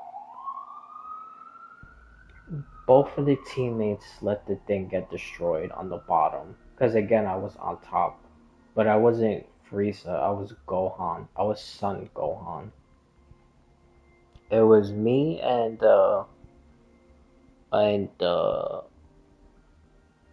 is it Son Goku? Is when Goku is a kid and he fights with the stick. I believe his name is Son Goku. It was me and him on top. And he was doing great with me. We was really we was doing good. Because we was fighting Krillin. I don't know why Krillin kept going on the top. Krillin just kept on dying. Like literally every time he was on the top lane, me or Goku would kill him. But anyways, yeah, we was fighting Goku and fighting Trunks, and then yeah, so the two teammates in the bottom, they let both of them get destroyed, and then besides trying to destroy the other two. Because it's not like me and Goku on the top were struggling. Not at that time. Because I'll explain it. And then all of a sudden, Goku just started fucking up. It went devil. It was horrible. It really went bad.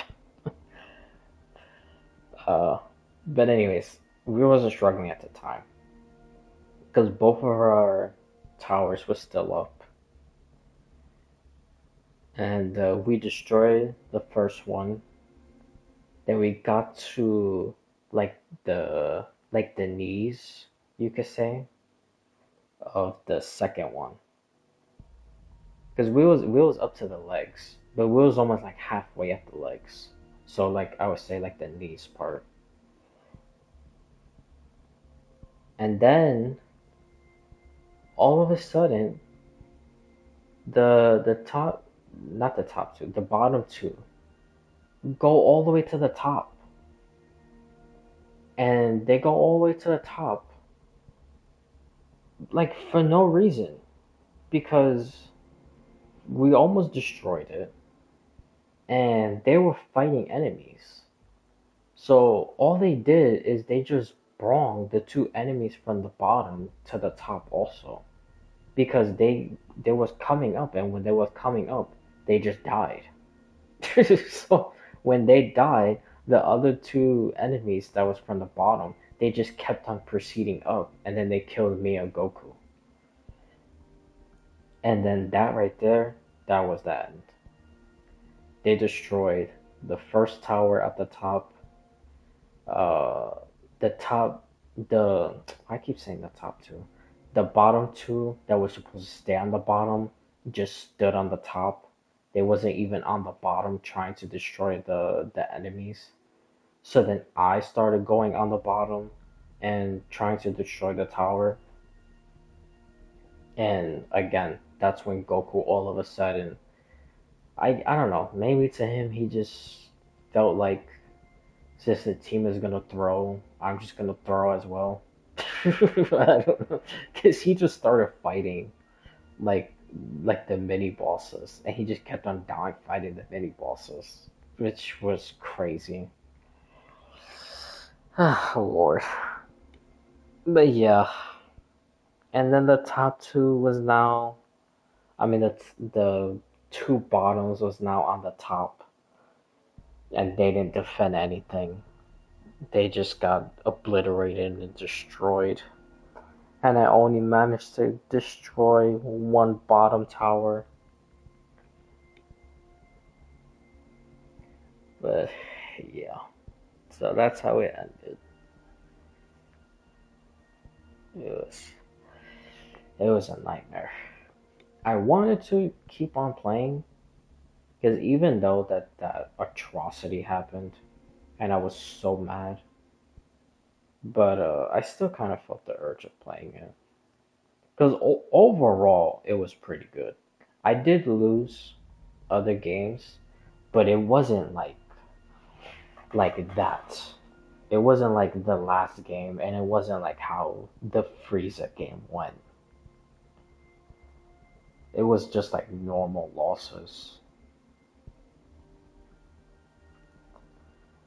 But yeah. Oh, speaking about that game anyway, I wonder what's the next two characters supposed to be. Because I know they did a live stream a while ago. That one I did see the full thing. And the first one they showed was Beerus, and then the next three people was just question marks. I don't even understand why they did that. They should have just showed Beerus and that's it. But whatever. And then a couple days ago they showed one of the characters was Goku Black, and then he came out. I only fought against one Goku Black, and it really wasn't much because he was on the bottom. Because the majority of the day, I stood on the top.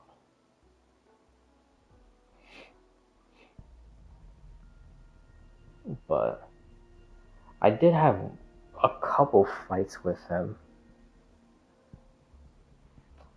I really couldn't say if he was good or not. I guess I need more interactions with him. Because I don't have him yet. But Beerus is actually pretty good. I fought him quite a few times.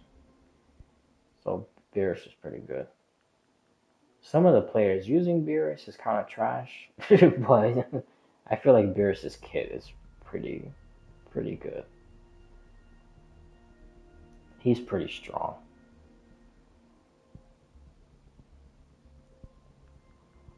But yeah, I wonder who the other two people is gonna be. I'm assuming since the first one is Beerus and the second is Goku Black, I'm assuming the next two people is probably gonna be from Dragon Ball Super also. Since these two characters already are. Cause well, even on the last time that was a bit different. But usually they kind of when they do like pairs of teammates, they kind of like how to explain it? Like from the same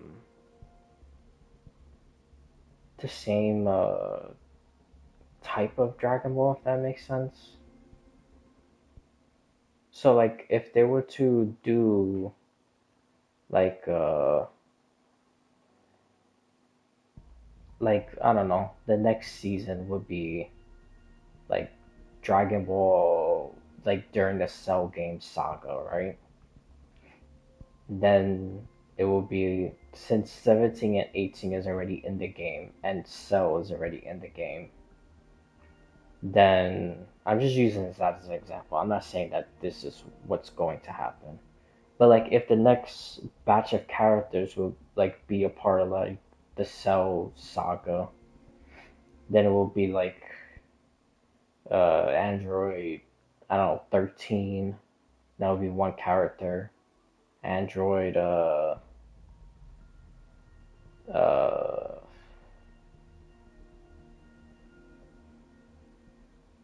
actually, no. 13 is not Cell Saga. Yeah, 13 is not Cell Saga. 13 is,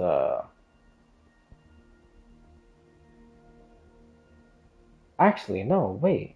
Was he a part of the Cell Saga? I don't even remember. Anyways, that's not the point.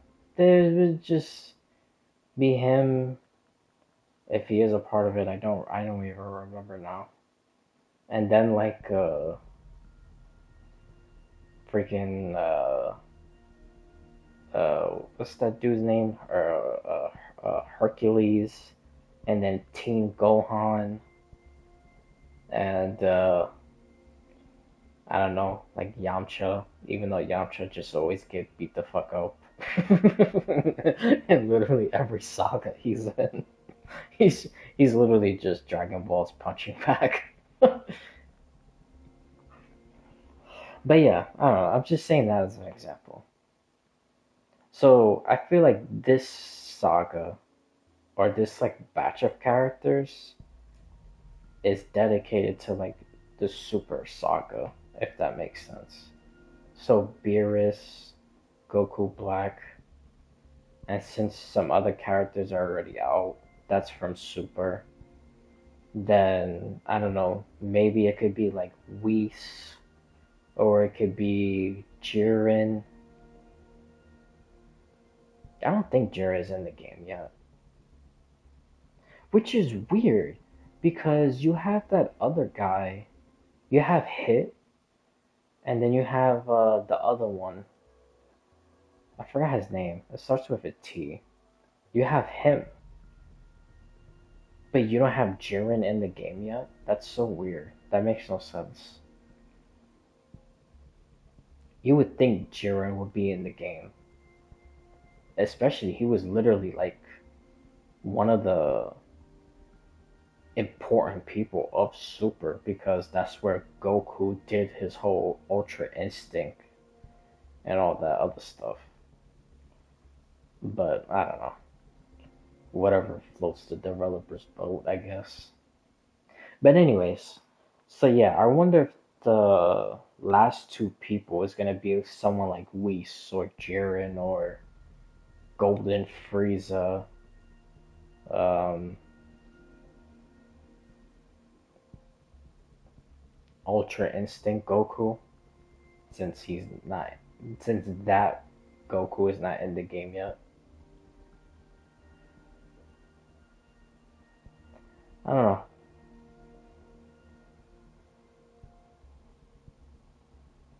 but I am very interested.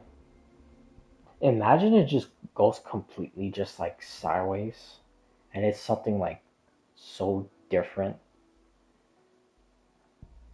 Like the first two characters are related to Super, and then the other two is related to like I don't know, freaking Boo Saga, and then you end up getting Boo when he was like Gohan,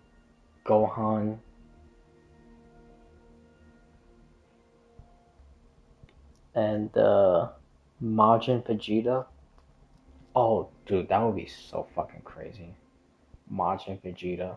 I feel like he's gonna be broken when he comes out. But yeah, I don't know, man.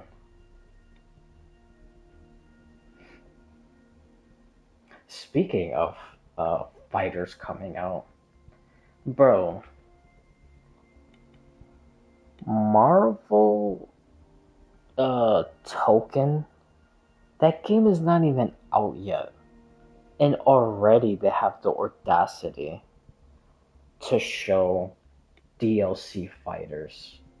Because the first DLC fighter that's gonna come out is Phoenix Cyclops. Bro, the game is not even out yet. Like, what the hell are they talking about DLC fighters? Bro, I hate that fighting games even do that in the first place. I know I talked about it like a while ago. I don't know how long ago. Maybe like a month or two. But that's just so stupid to me. I don't know why the hell fighting games thought it was a good idea to release like what, like 15 characters, and then the next 15 characters that you want to release you gotta pay for. Like, that shit is so stupid.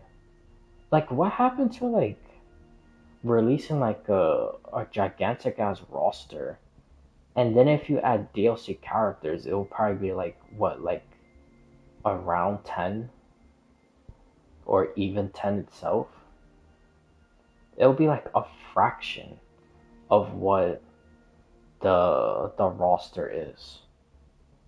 And then a whole bunch of cool costumes. But now it's not like that. Now you get a game with, again, like I said, like 15 characters. And then the whole entire rest of the roster is DLC. Which is, again, like another 15 characters. Sometimes even more. There'd be more DLC characters than there would be for standard characters when you just buy the game. That's ridiculous. I seriously don't understand why the hell that's a thing. And uh, why game fighting companies still do that. That shit is so stupid. I don't know, man. I really don't understand it.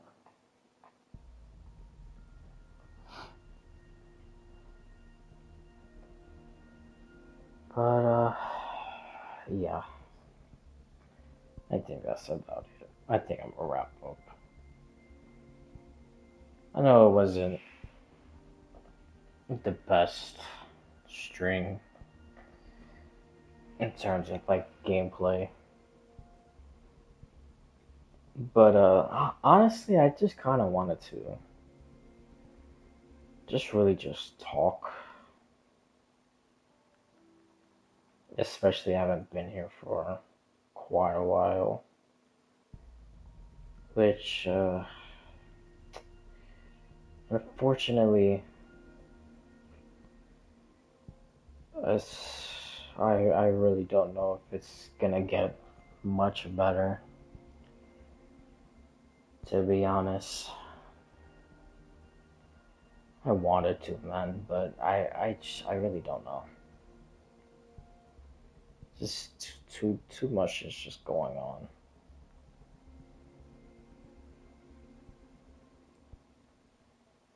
But I don't know.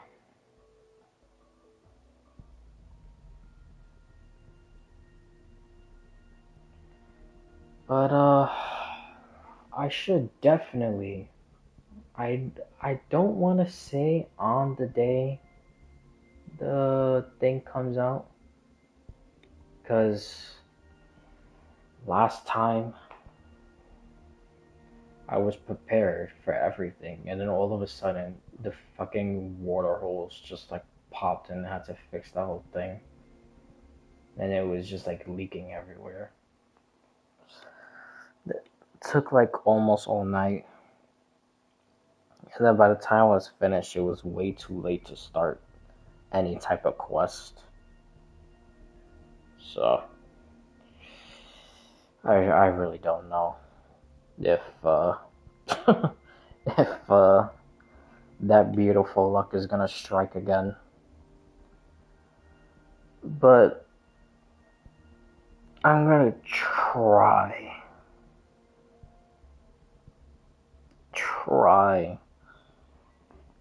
to stream the Zenless Zone update when server goes back up.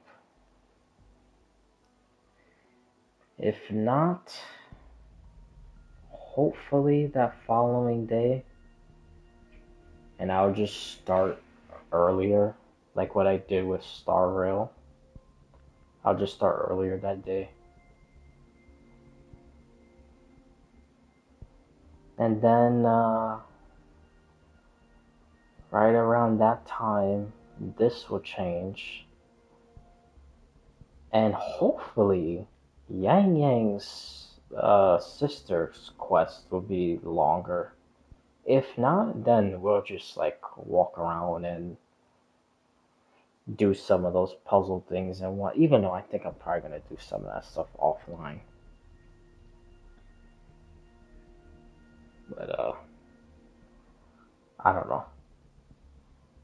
That's also another thing. Cause even with like me playing, and me having to stop,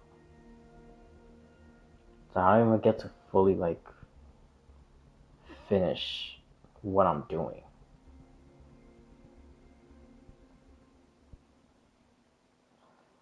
I don't know.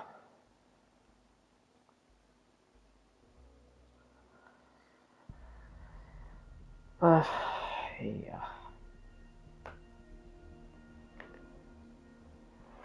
I mean, I don't know. We'll see. Maybe I'll do something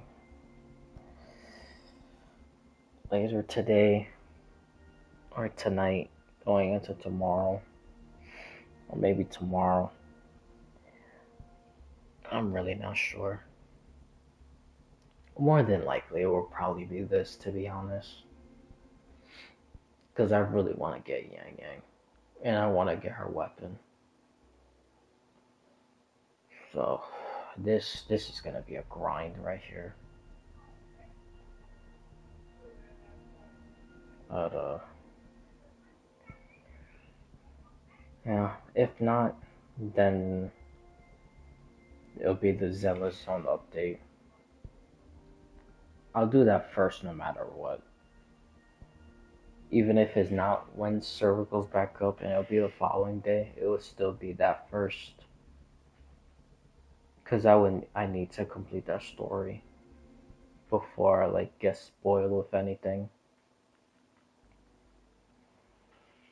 Cause we might finally be taking the first steps to actually joining Ramiel in her journey to kill Lady Sunbringer. So I cannot wait for that. You already know how much of a hater I am of the Sunbringer because I knew she was a traitor since October. Never trusted her then, don't even trust her now. And I already know what's gonna happen. They're gonna try to do some little sob story and make me feel bad for one of the Sunbringers. Nah. One of them has to go. Nah, let me not. Actually, you know what? If one of them has to go, all of them has to go. Get rid of all three of them. Ramia can worry about the oldest, and the proxies can handle the other two. One of them is literally missing anyway. And I'm pretty sure that Otto looking dude, I don't remember his name, but I'm pretty sure he's the one that stole the young Sunbringer. I guarantee you it's him. And I guarantee you it's him that's what's making the not the abyss, the hollow get more like active around Rose Califer.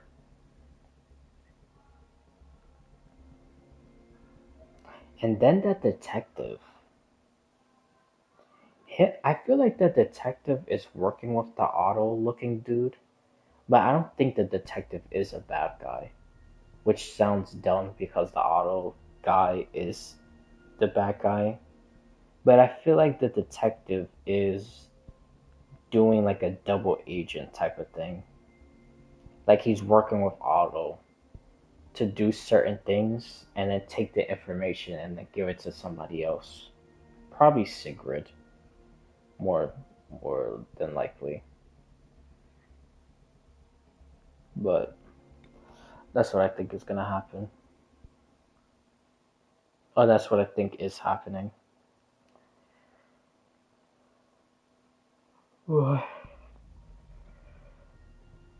Yeah. Alright. That's was another thing. Dude, I'd be like so. But it's just because of all the exhaustion of everything that's been going on. But I'd be like so exhausted during this time, man. Like more than usual. So I gotta try to. That's the thing. I don't want to try to like break. Well, I'm gonna have to break night if I do it when server gets up. But I don't want to do like a crazy, crazy breaking overnight type of thing.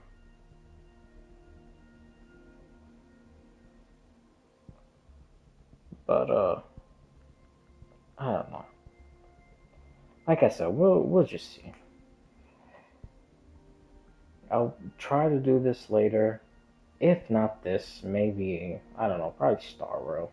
Maybe I'll do the fake collab. Or maybe I'll do the fake collab actually tomorrow. Not like tomorrow in terms of me doing it later today. Because that's. I basically get that from. I wonder if people even still. Well, I know people watch him. But I wonder if like people from back then still watch him like how they watch him now. If that makes sense. But Uber Haxer Nova. I know he always be like saying tomorrow, but it would be like just later, like late into the day, going into tomorrow. That's basically where I always get my tomorrow thing from.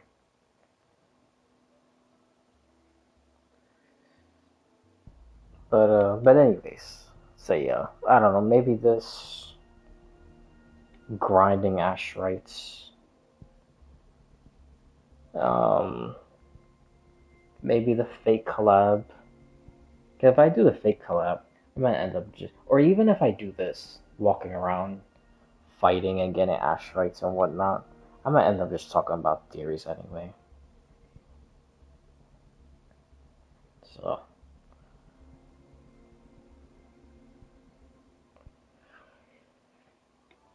but I don't know. We'll see.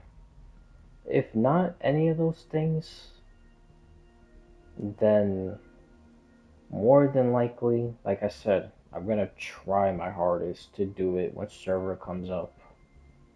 I'll do the Zelda Zone update.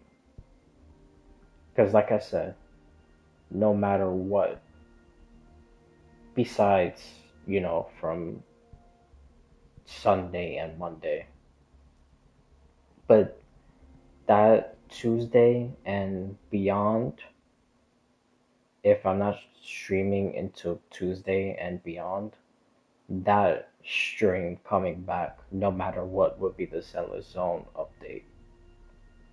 But before that, so again, today and because it's already Sunday, so Sunday and Monday, it will be this or the fake collab. So, yeah. Yeah. Alright, I'm gonna end. It was a really short stream. The majority of it was just talking. Didn't even do too much stuff anyway. But for like the 10th time already, I just wanted to talk. Haven't been here for like almost 2 weeks, so a lot of stuff happened game wise that needed to be talked about. And again, I wanted to also talk about the Assault Prima dice game because I said I was gonna do it before, and I thought it was gonna be a couple days, but yeah, that didn't work out. So I ended up doing it now. Then the Yangyang quest, and then I did the Yangyang quest, and it was extremely short. At least I had enough to do a 10. Didn't get gold. uh, uh, this should be more than enough time to get a gold because I'm on a guarantee. It's probably not enough time to get her and Luke, unfortunately. But we'll just see. We'll see what the cards hold. What the cards hold. Such an old saying.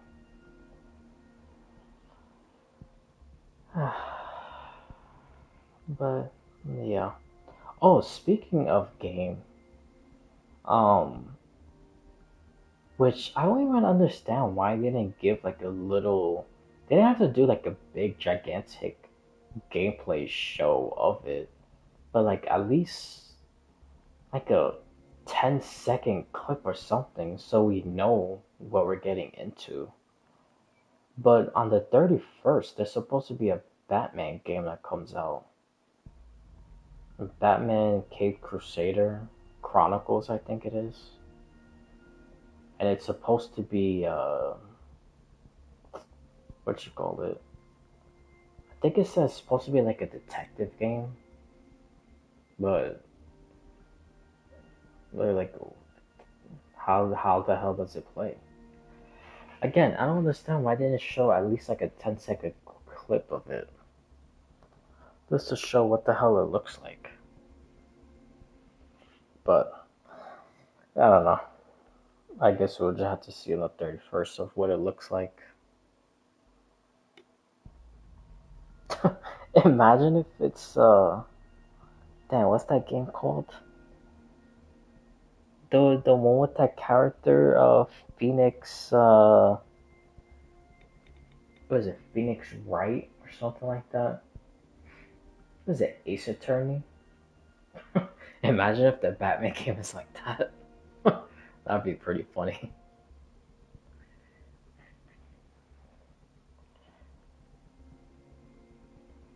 But I don't know. But yeah, anyways.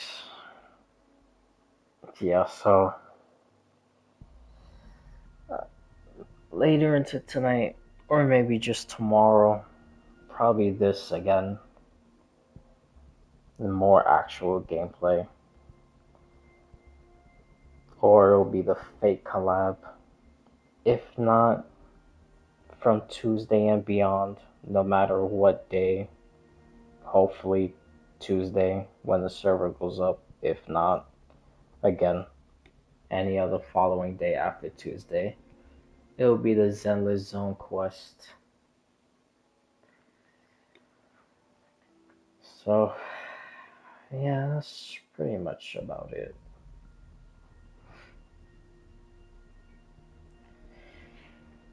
Alright. Man, charge everything. Whew, my god, dude, what the hell? I need to go try to take something. Keep on hiccuping and the burping. My god. But yeah, alright. So we'll see. We'll see.